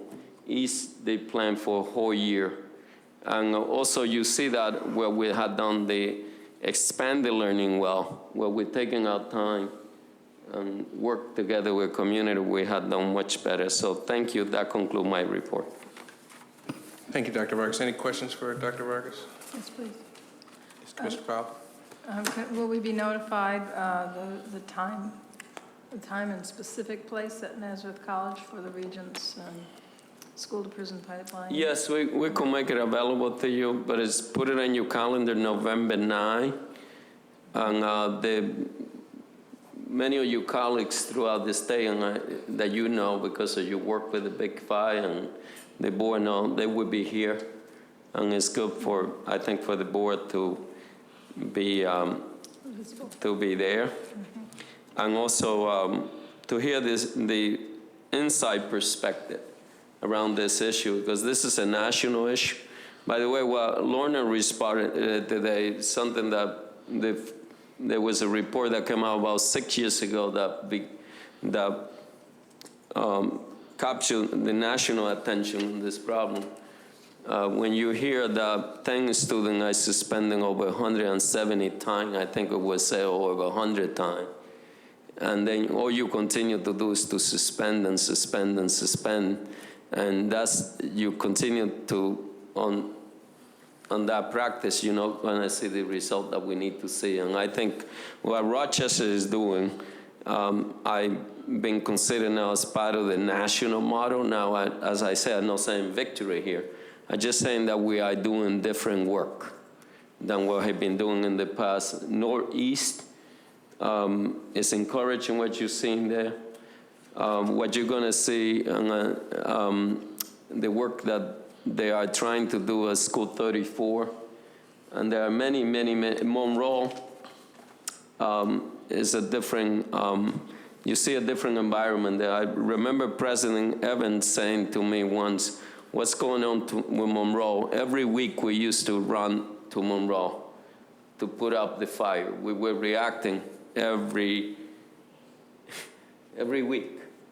And I would get phone call, and it took us about 2 years before we began to bring the kind of stability. And part of that was bringing teachers, students, parents, administrator, central office with one agenda to turn the school around. And I feel that's what we are constructing here.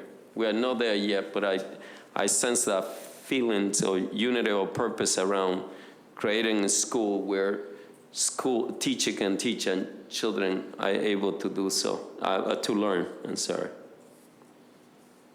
Any other questions for Dr. Vargas? Mr. President, just a point of information. First thing, Dr. Vargas, the committees, some of the committees have been hearing the reports on school climate. So I just wanted to share that with you. The Community of Intergovernmental Relations, and I think that they reported to the Policy Committee as well. And just one last question. You referenced this Prison to Pipeline conference. Why do these conferences have to always be out of the community? Why do they have to be at Nazareth? Why can't they be at Franklin or some of the places where people who are affected by this can have some input? That's a good question. The Board of Regents is leading this. Normally they are, the one that I attended was right in Brooklyn, where the meeting was held. It was right in the community, it was right in a college, The only thing that I would give them credit was that even though it was held in an institution of higher learning, they had a cross-section. They had a expert, advocates, students, parents. So it was a good representation of the people that I impacted, although the location wasn't necessarily at a grassroots place like you had suggested. Yeah, I really take exception to it, but I'll leave it at that. Yeah. Any other questions for the superintendent? Yep, just a quick comment. In terms of the timeline of the task force work, you're correct. It is taking a long time in order to get it right, and we all signed on for a multi-year process. In terms of certain endpoints, yes, the board committees have been hearing reports, but I know that one time point that some people are focused on is an actual quote unquote final draft revision to the code of conduct. So we are on the task force working very hard to make sure that we get really, really adequate input now at the school building level. So from like all people, rank and file, people who are working in school buildings. So it's really important that we do that fully and comprehensively. I do want to say that, we all know that having adequate supports to make real the recommendations is essential. And we're at a point where it's tough for our credibility when some of our buildings are in such serious circumstances as we heard about School 7, School 8, other places where people are appropriately notifying leadership centrally that there are real issues, real fundamental issues. So it really undermines the credibility, or maybe not the credibility, but we need to demonstrate that this is good faith work and that we are very sincere, because there is room for cynicism and for low anticipation or suspicion that this is just another series of talk sessions and writing sessions.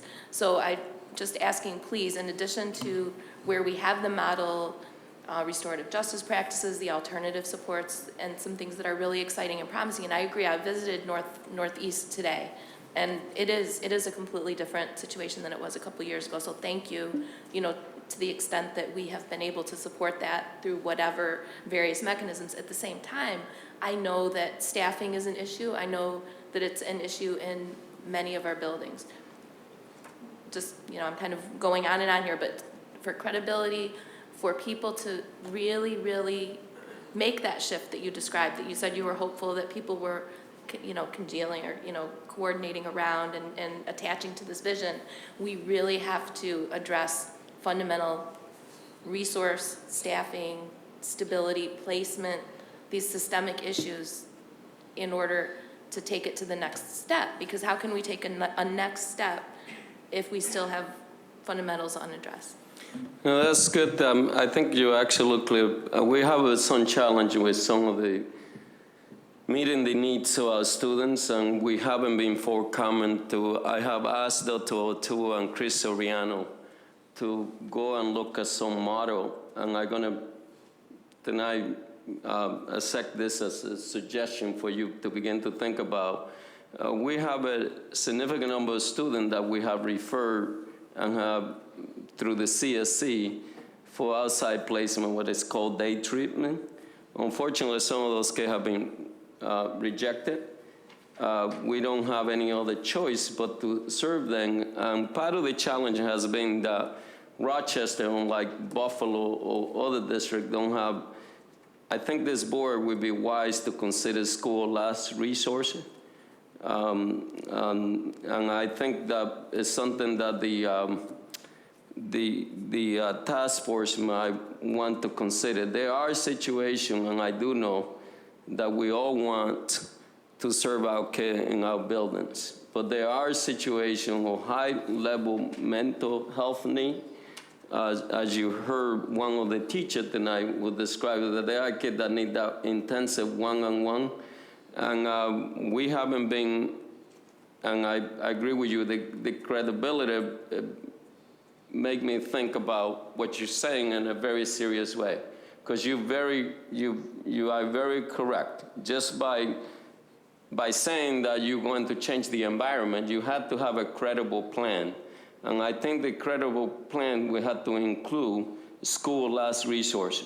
In other words, when you have a group of students that I recommended to a day treatment, if they can be rejected, at least we have a place for them in which is a highly therapeutic setting to support them. And I will say to you that right now I cannot say to you, credible, that we are meeting the high level needs of those population, and we find some of those kids in our buildings not because we didn't do due diligence, but because they got rejected from, and we cannot force them. But again, I will talk with President White, and I hope that you are as enthusiastic as when I say college-led school, because it would be a game change for Rochester if we could have such a place. And we could do it because right now we're spending more resources and we are not seeing the result that we need to see on a special ed.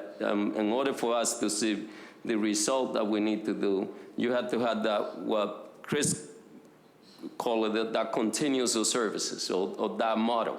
And that includes kids that high level needs, as well as those kids that, a 504 plan will do.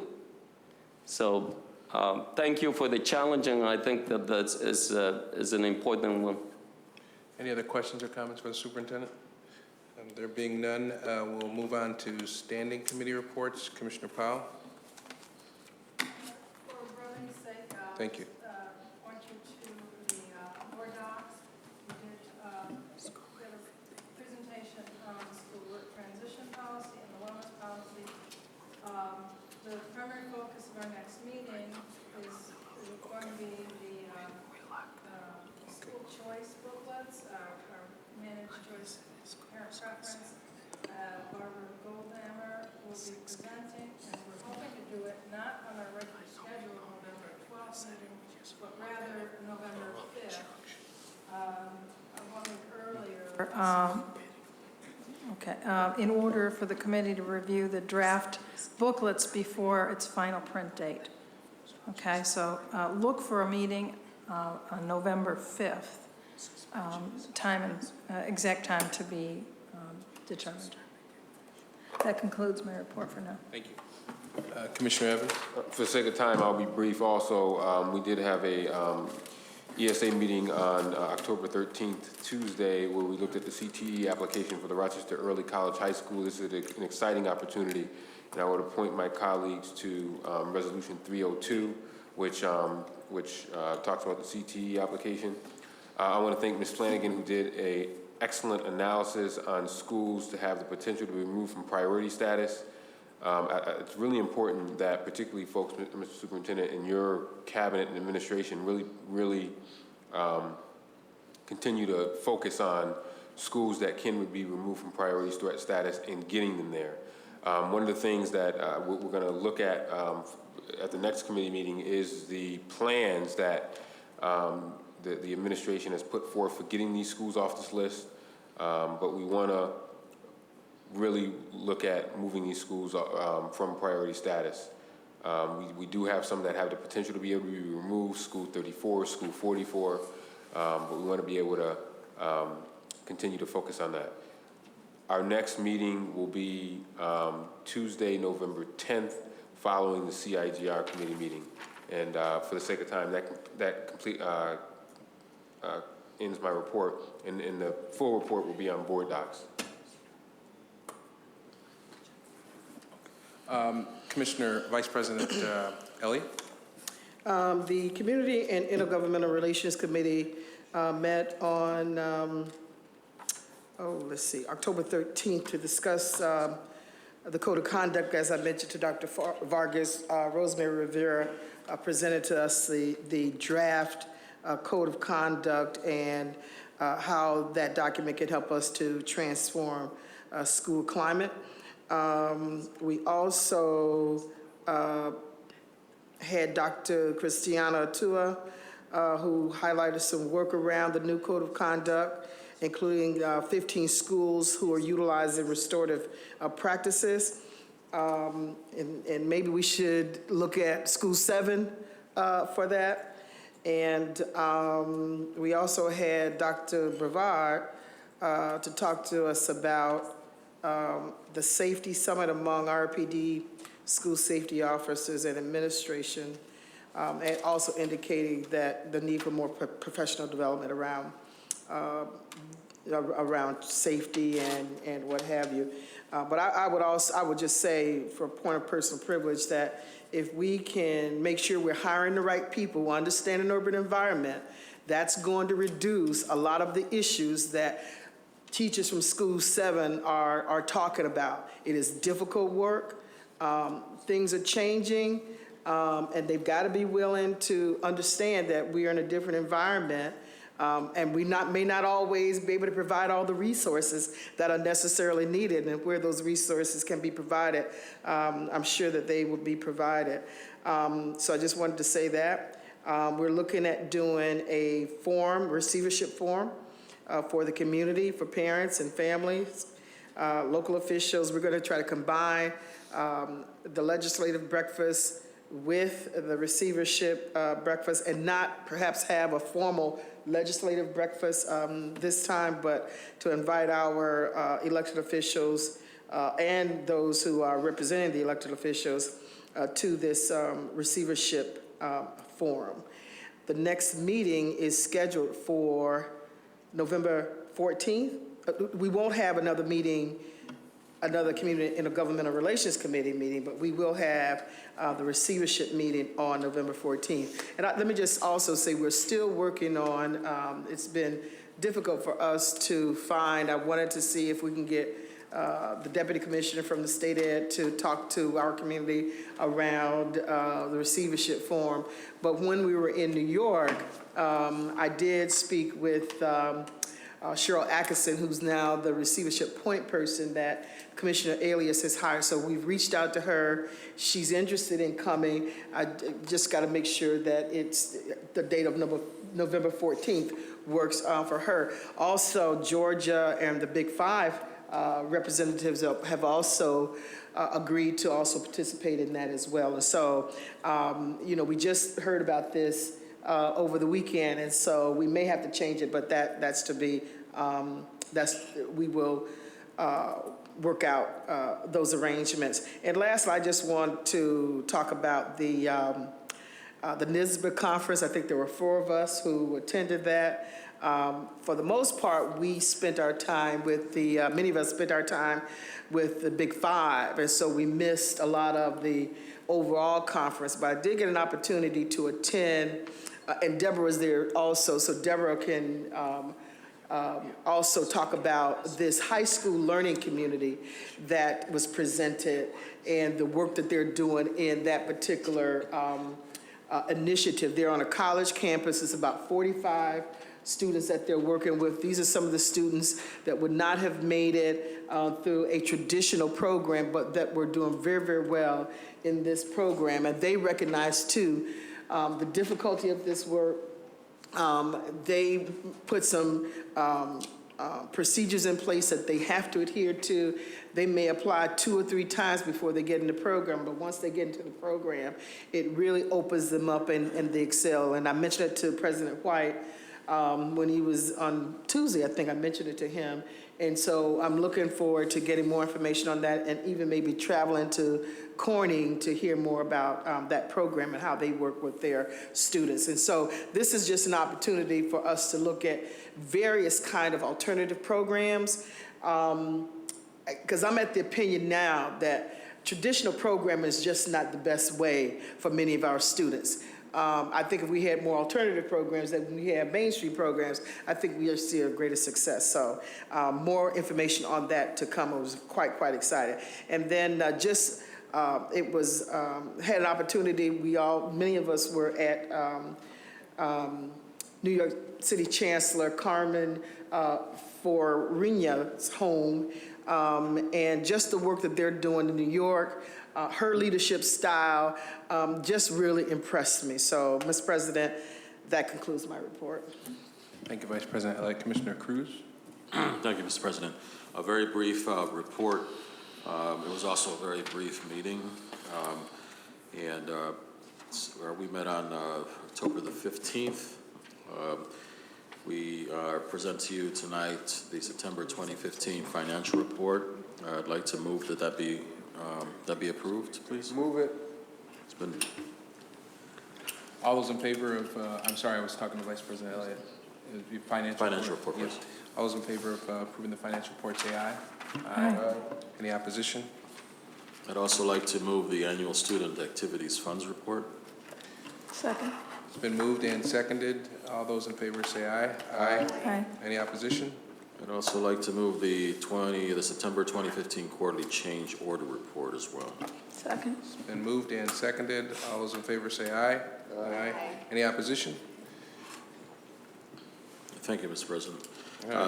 We also have resolutions this evening that are advanced for your further consideration with recommendations.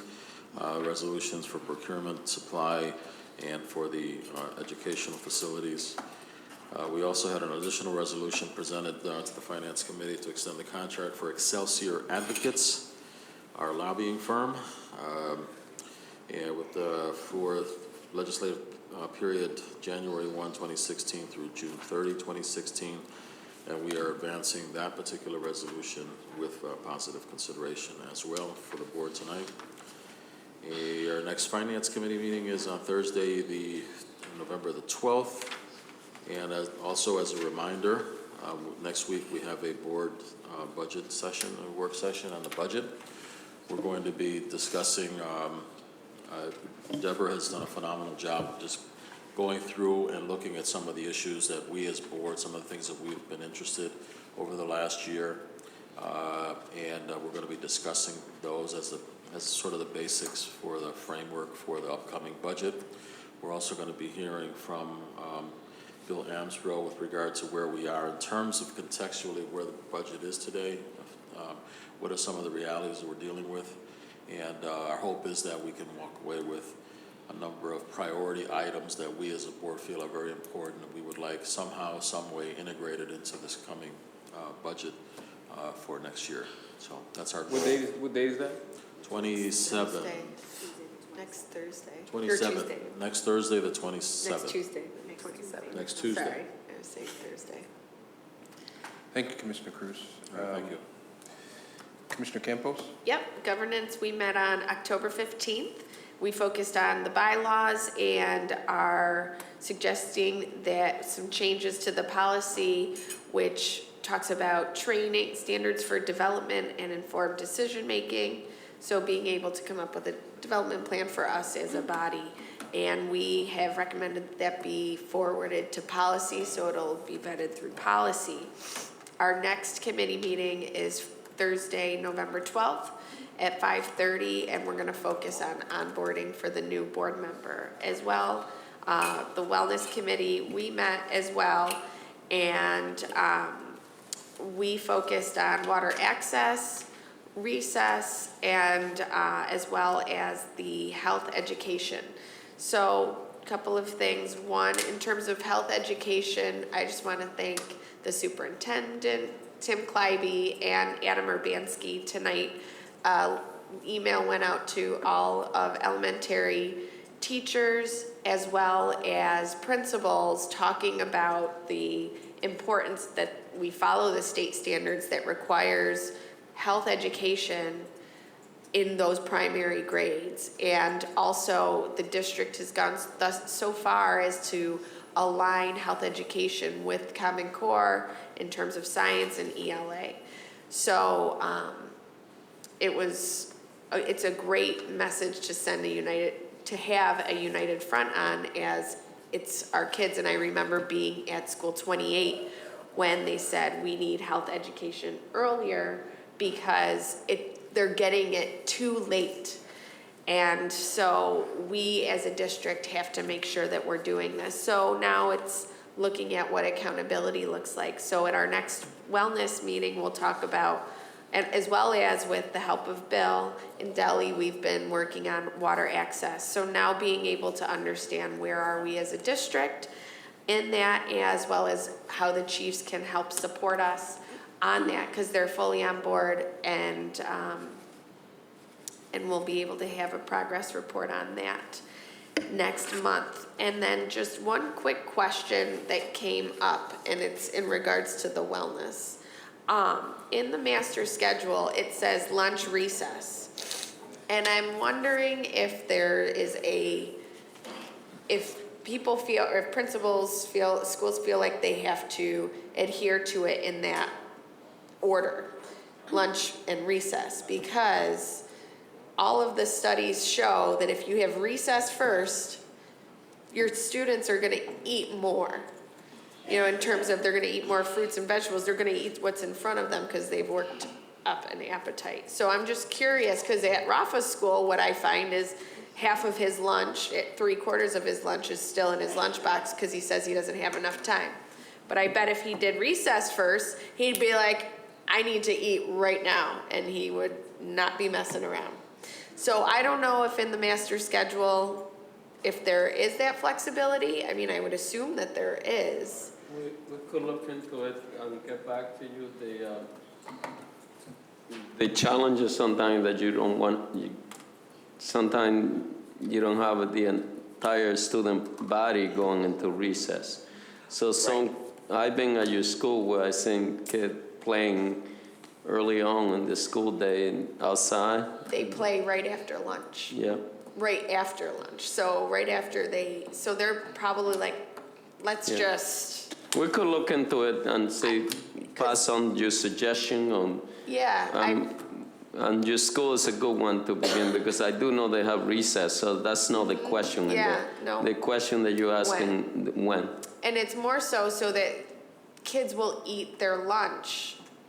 And he's starving when he comes home. It's not that, he said, Mommy, I didn't have enough time. Well, I bet you that he would eat it if after he ran for 20 minutes around on the playground. That's and true. Multiple studies show that kids eat more fruits and vegetables when they have recess first before lunch. So. And thanks to your work, because the Rochester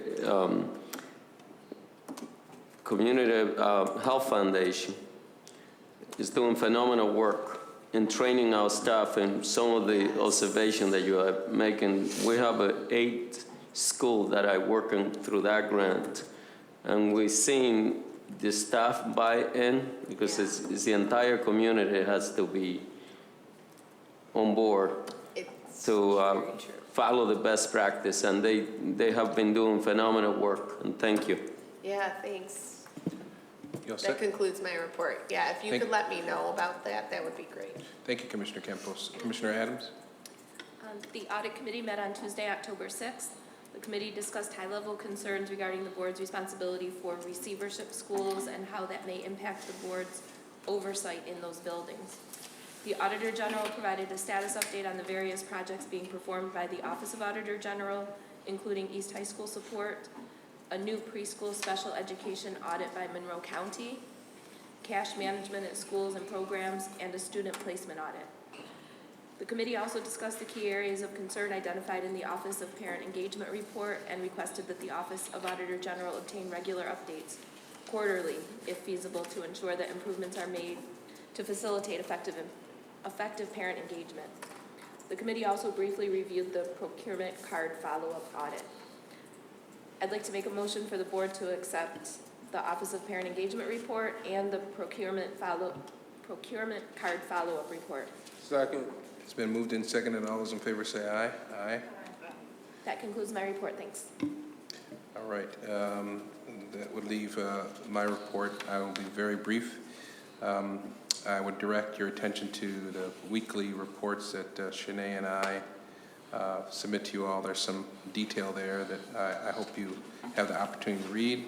The only other thing I'd like to highlight is we have some parent advisory council meetings coming up, and I'm sure staff will let you know what they are.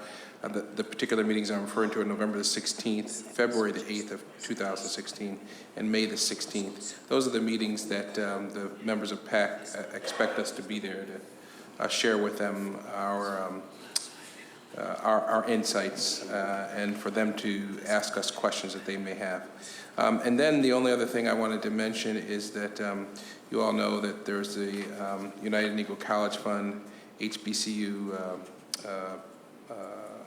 event that's taking place on Monday, November the 2nd, from 9 to 2 at the Riverside Convention Center. I want to thank Dr. Vargas and Bill Ansborough and, of course, Shanae Lee for ensuring that the district was a partner in this event. I appreciate their effort and at the request of Councilman Adam McFadden that we be a direct participant, and I think that event is going to be quite successful. Interestingly, my sister, who is, I think she's a provost in a school in Alabama, historically black college, called me up the other day and said, "Oh, I'm going to be coming down to be at the event." So she's going to be recruiting people to hopefully Rochester residents to go to college there. But it's going to be a well-attended event. I think last year's event was really good, and I look forward to this event. And then that will be followed by a parent, bless you, a parent town hall meeting on that same day from 6 to 8:30 p.m. at East High School. So again, I get that right, Willie? All right, I'm good. That concludes my report. So the next order of business is we have to consider resolutions. So let's begin with a motion to consider resolutions 256 to 269. It's been moved by Commissioner Evans, seconded by Commissioner Campos. Thank you. Any discussion? President White? Yes, ma'am. I got a note from somewhere, I can't remember now, that spoke about that there were a number of resignations. And so that's why the appointments can Lorna? Yeah. Excuse me? Oh, I'm sorry. Can somebody talk about that there were resignations, and so now we've got to approve this. Why the resignations? Yeah, I got an email from somewhere that said the reason these, because you had some resignations. I know there was a memo, but Ms. Washington, can you enlighten us? Did you see this? There were a couple of resignations. I'm not sure what memo you're referring to, unless it's the... I don't know if it's that or... So the resignations is based on... How many resignations were there? That I am aware of, there were, just a minute. There was a resignation where the employee never actually started. She accepted and then declined the offer. And then there were two other resignations, which are personnel issues that we would need to speak with. All right, thank you. Any other questions? Any other comments? All those in favor of resolutions 256 to 269, say aye. Aye. Any nays? Madam Clerk, you record that vote. Can I get a motion to discuss resolution 270? 270 is to grant. Exec session. Oh, so we have to go there. Can I get a motion to, well, we can discuss that in executive session. 271 to 291, motion to discuss these human capital initiatives. Move it. And moved and seconded by Commissioner Evans and Commissioner Powell.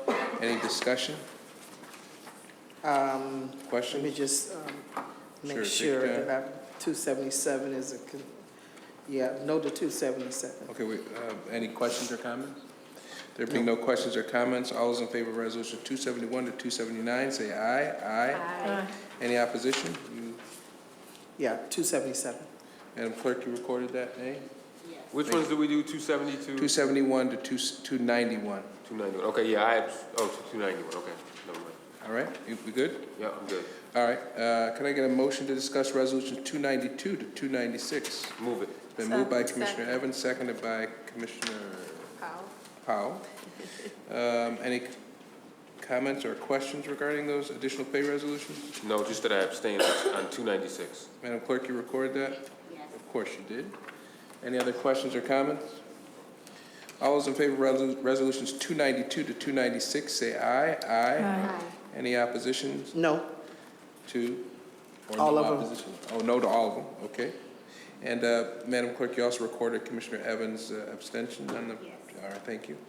All right, let's move to resolutions 297 to 299. Procurement resolution. It's been moved by Commissioner Cruz and seconded by Commissioner Evans. Any comments or questions regarding those resolutions? There being no question or comments, all those in favor of resolutions 297 to 299, say aye. Aye. Any opposition? There being no opposition, those resolutions have passed. Let's move on to resolution 300. It's been moved by Commissioner Cruz and seconded by Commissioner Campos. Any questions or comments regarding those resolutions? Which, was it 300, I'm sorry. only 300? Yes, ma'am. Okay. Educational facilities. Okay. Final payment. There being no questions or comments, all those in favor of resolution 300, say aye. Aye. All right, let's move on. Is there a motion, Commissioner Adams, with respect to resolutions 307 and 308? Yes, I'd like to make a motion to postpone 307 and 308. Is there a second to that motion? What was the motion? Go ahead, I'm sorry. To postpone resolution 307 and 308. Is there a second to that motion? Over here. Commissioner Powell has seconded that motion. Any discussion regarding the motion to postpone? Commissioner Adams, you want to explain why you've made those motions? So the resolution 307 calls for an expenditure of 168 approximately $1,000 to implement electronic surveys, one called the School Performance Scan and the other called the Student Voice by a consultant from Florida. And at a minimum, I would really, I feel very strongly that this should go at least through the Excellence in Student Achievement Committee with a rationale for the aims in using those surveys and a rationale for, you know, why it's being set up in this way with a consultant from out of state. And there is, I can't tell from the resolution exactly, you know, the details of these, like whether they're valid, but also what our purpose as a district is, what we hope to get out of implementing these. And I do know at the state level, I sit on a state committee that's looking at school, it's a school climate improvement team at the state level, and we're working on an SED climate index. So I'm sure it's probably not exactly the same as these, but there are valid scientific tools being developed by educational agencies here, at least in the state, that might be better and might, in a long term, for our long term purposes, be fit with what we might have to do anyway in the future, in the near future. And then locally, the task force is working on sort of interim, temporary climate walkthrough tools, which are also being done, you know, fairly deliberately. So I think there might be better things, but there's not enough information here for me to really make the case. So I'd just ask if we could hear about it in ESA. Yeah, and we don't want to spend all the time here doing We this. can put it through the review, Sylvan.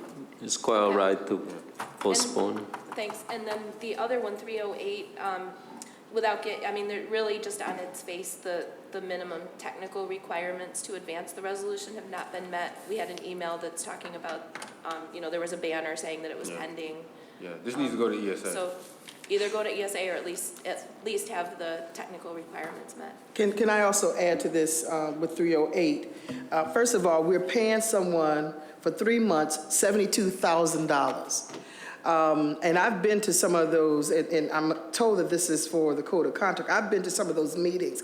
First of all, I don't know who he is. Secondly, which says to me that he has not been, to me, visible or involved. Maybe I could be wrong about that. The other part about that is that I've seen most of the work being done by the people who are from the community, those stakeholders. And so to have to pay somebody $72,000 for 3 months' work seems to me to be outrageous.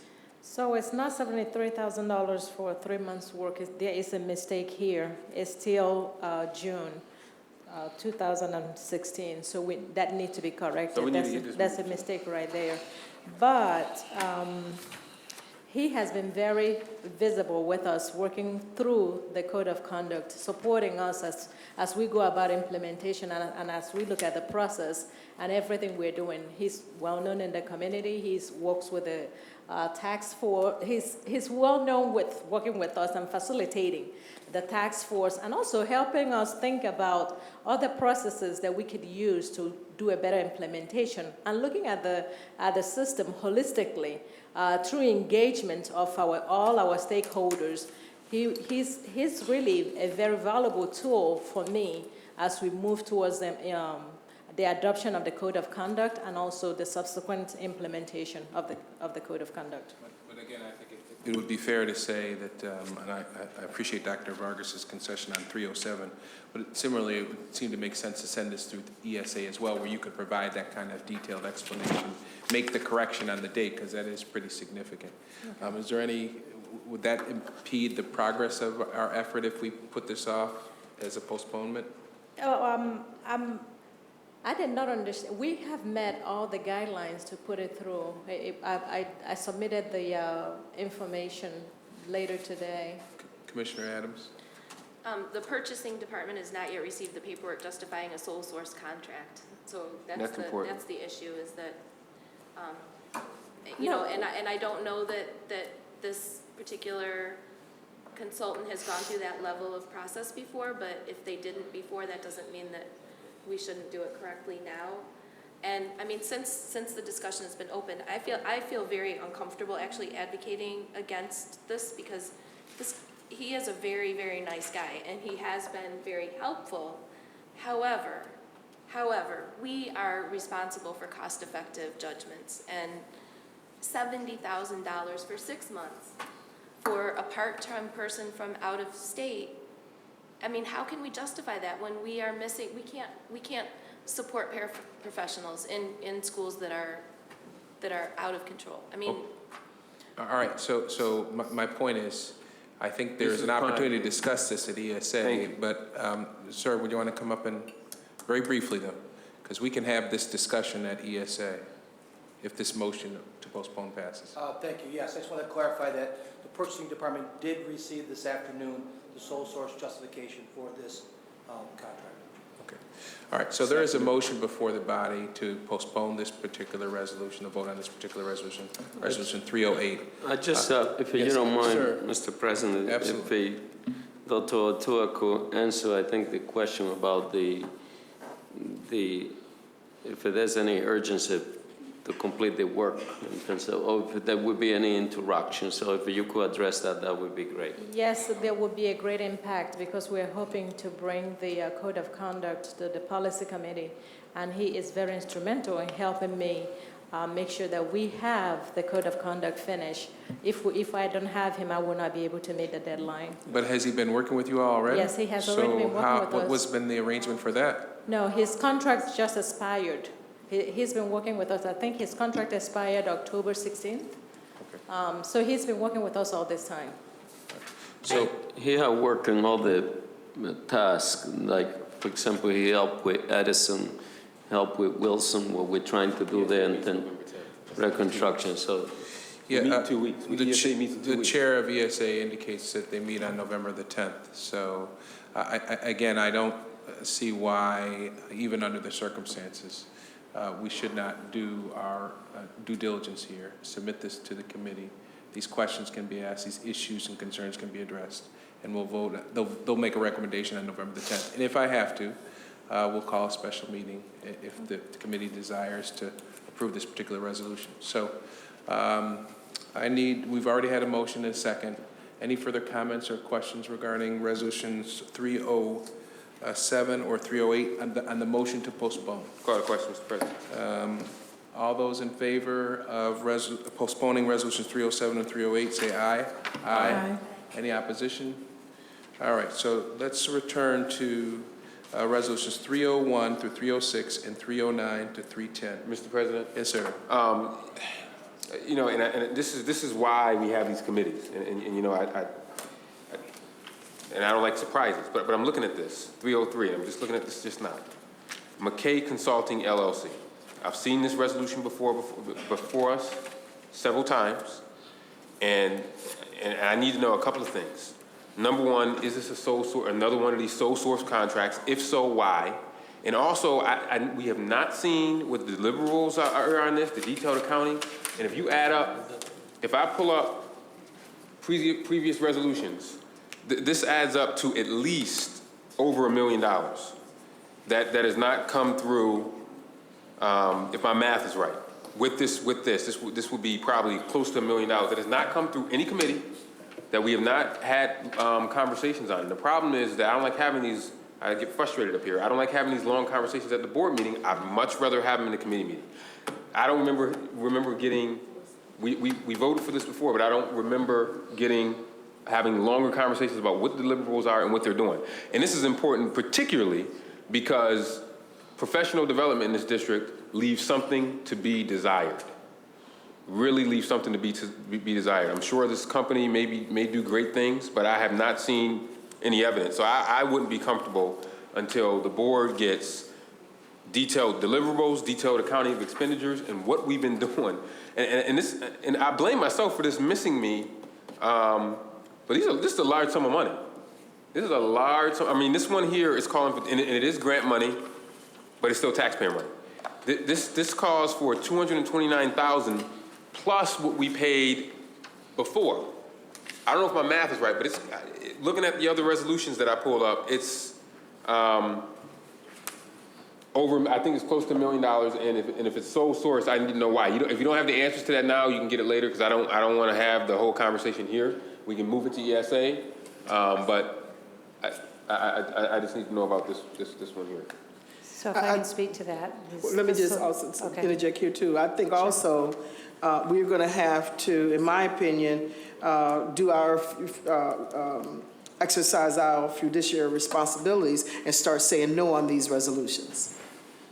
If I could speak to that, all of the documentation for the sole source has been completed and approved in a timely fashion. This is a 2-year initiative. So the past resolutions were for last year, and then this resolution encompasses the training for this year. This training has trained all administrators, all principals, all assistant principals, all cases in evaluation for the APPR. We have also expanded it to all CIT mentors with support this summer because they do peer reviews.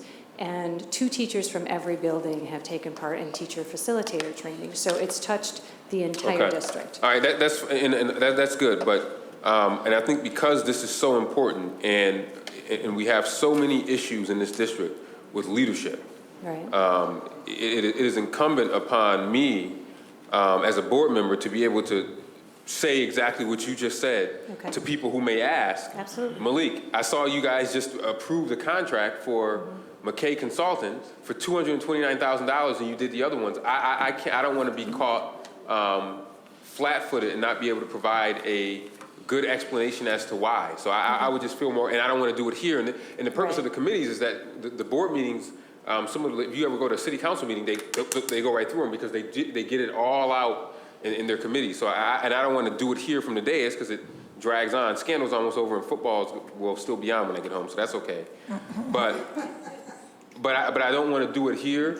But when we're spending this amount of money, somebody from the district has to not wait for me to catch it in order for us to do this. I mean, contracts that are this large and with this lots of money has to go to finance, has to go to ESA, has to go somewhere where we can be able to explain why we're voting for what we're voting, particularly when it's this. And this could be a great program. I mean, it could be they could be doing great things, but I need to be able to have the information so that way when my constituents ask me why we're doing this. This is grant money, which I will point out, still taxpayer money, but we need to be able to say why it's happening. So I would ask that this be sent to a committee. I don't know if Mr. President, if it's that it's postponed or we do have an ESA committee meeting in 2 weeks, so it's not like it's far off.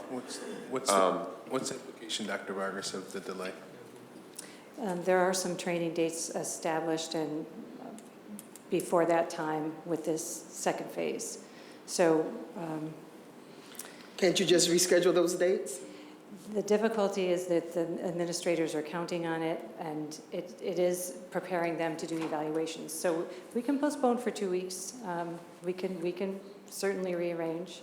And I do have a lot of evidence we've been collecting. We did evidence from last year. We have evidence from this year of impact.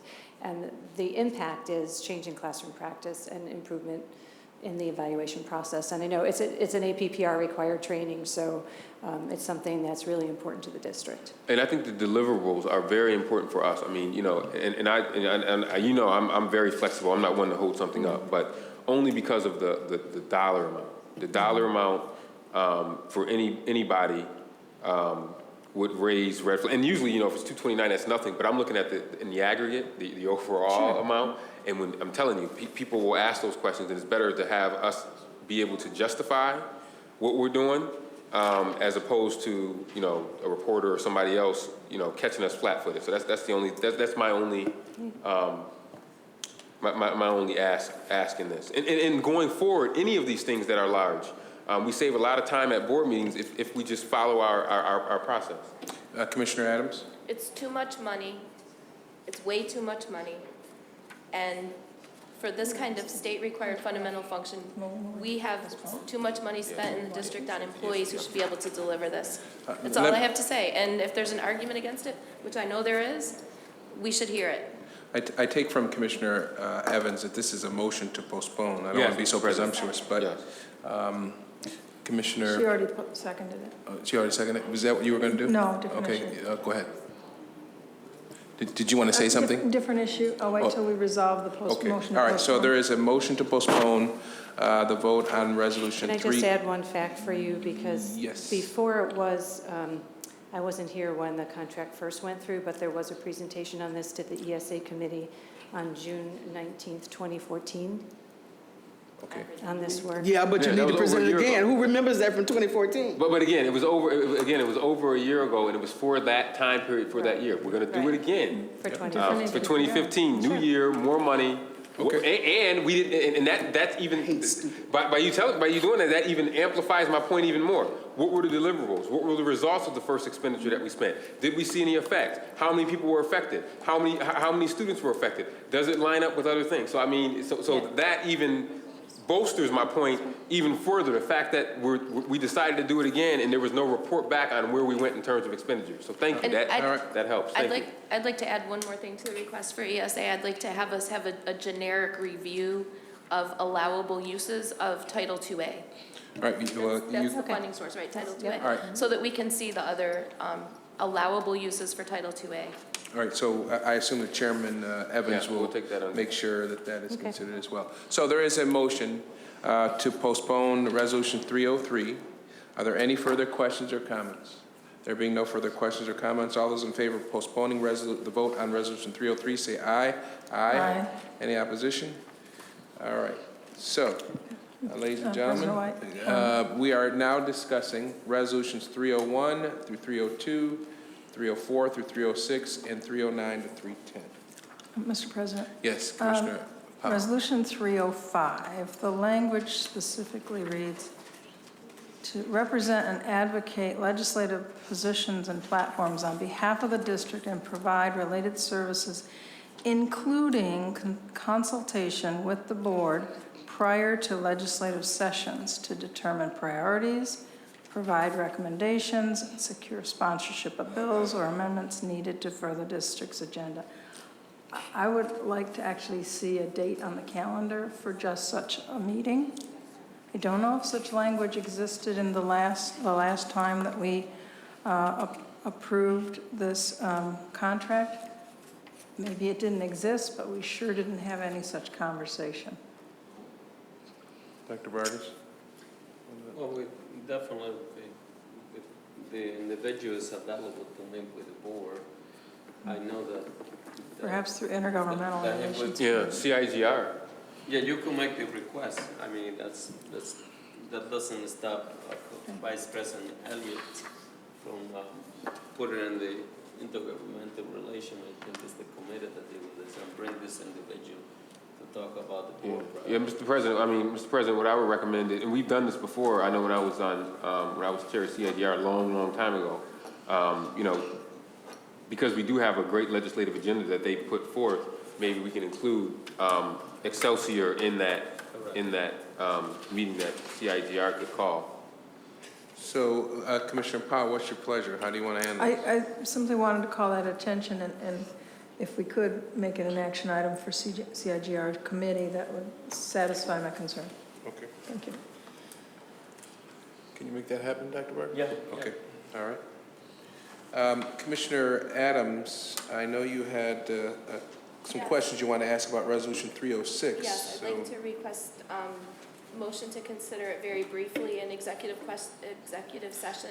I have a specific question that I'd like to ask that would be appropriate for executive session. Okay, fair enough. So, ladies and gentlemen, that would leave resolutions 301, 302, 304, 305, 309, and 310. If I've missed anything, I know you all will correct me on that. So, is there any further questions or comments with regard to those resolutions? I'll repeat, 301, 302, 304, 305, 309, and 310. Just very briefly, I will be voting against 309 for some of the same reasons in terms of an outside consultant with what to me seems like a fairly large amount of money for functions that we've done over and over again in terms of leadership development, leadership support, and so forth. We spent $1 million with the Soups Academy. We've spent, every year money for the chiefs, the principals, and it's just too much money that could be used for other purposes. Mr. President, I agree with Commissioner Adams, and my vote is going to be no on this. And I think that at some point, we need to look at, with regard to the money that we're spending, the kind of impact it really is having for the money that we're spending. And I've been here for 10 long years, and I've seen these kinds of resolutions come before us again and again and again. And we still are in a bad situation in this district, so it doesn't seem to be able to help. So I'll be voting on no on that myself. I was just gonna say, why couldn't you put that under ESA? Because, it's a lot for one person for a short period of time. If this is someone who's a highly experienced coach, so it would make sense that it would go through ESA in terms of understanding what this person's credentials are and what they bring. So Commissioner Campos is your... that is my motion, to put this... Postpone 309? And put it to ESA. Just going to what you were saying in terms of fairness, if we're gonna put the other one through ESA, then we should be equal with this person, because it's roughly the same amount. Okay, so is there any reason, Dr. Vargas, that perhaps we would not want to do that? Do you want to have your staff comment on that? I think what Commissioner Campos said is accurate and correct and appropriate. Okay, you're going to scrutinize one contract, the other. And the other thing that we in the administration, we need to be better as a district, and that is the impact. And the impact had to be both qualitative and quantitative, because we've been measuring, a lot of our schools are in trouble because of the quantitative component, in particular, the reading and math level. So it's an appropriate discussion. I hope that we do follow up with what Commissioner Evans is saying, and everybody's sentiment is the same, and I share that you had to measure the impact. The district cannot afford business as usual. And I was just gonna add, part of it in them being partners is they should be helping to measure that impact for us as well. So to be fair, there are things that are imposed on us, the receivership and all that the board, we had to take that into account, like external activity that we do because we must do versus... Dr. Vargas, then they should just tell us that. Because that's not a part of the presentation. But that's what... It's after the fact. That's what Mrs. Bobart said, but I do think that the middle ground is what you're saying. Take it to a committee, tell us that, and I think that what we have going in here is a combination of that situation with the APPR. All right. And it's a new initiative by the state. Like, I hear your sentiment about spending money on training, but how many evaluations have I had to deal with? 3. And all 3 had different requirements. So we had to put context also in the in what we are advancing to you. Otherwise, And just call us yeah, and yeah. let us know. Yeah, yeah. Okay, so there is a motion from Commissioner Campos regarding Resolution 309, which would call for the vote to be postponed. Is there a second to that motion? It's been seconded by Vice President Elliott. Any further discussion or comments? All those in favor of postponing the vote on Resolution 309, say aye. Aye. Any opposition? All right, so Chairman Evans, just so that you know, you've got a full plate, it looks like. Looks like Resolutions 303, 307, 308, and 309 have been postponed to your calendar. So, Madam Clerk, you've recorded that. We'll, when Commissioner Chairman Evans gives us some direction, we will vote on these particular resolutions, and we make that commitment to the administration. So, going back to where we were, there is to be a vote on resolution or further discussion on resolutions 301, 302, 304, 305. 306 is going into executive session, and 310. Any further discussion or comments regarding those resolutions? There being no further comment or discussion, all those in favor of resolutions 301, 302, 304, 305, and 310 say aye. Aye. Any opposition? What about 307? 307 is postponed. All right, thank you. Just again, for the record is complete, those particular resolutions that are going to go to ESA are 303, 307, 308, and 309. All right, Madam Clerk, I think we've gone through the And I abstain, resolutions. Mr. President, I'm sorry, I abstain on 301. I'm on the board of Capital Family Center. Very well. All right, there is no unfinished. There's another resolution back there in the back, 202 or something, Shanae? Wait, the very last one, I think it's 202, I could be wrong on that number. 200B, page 44. That was postponed from the previous meeting. That was postponed from, thank you, Vice President Elliott. Can I get a motion to discuss resolution? So moved. 200B? It's been moved by Vice President Elliott and seconded by Commissioner Campos.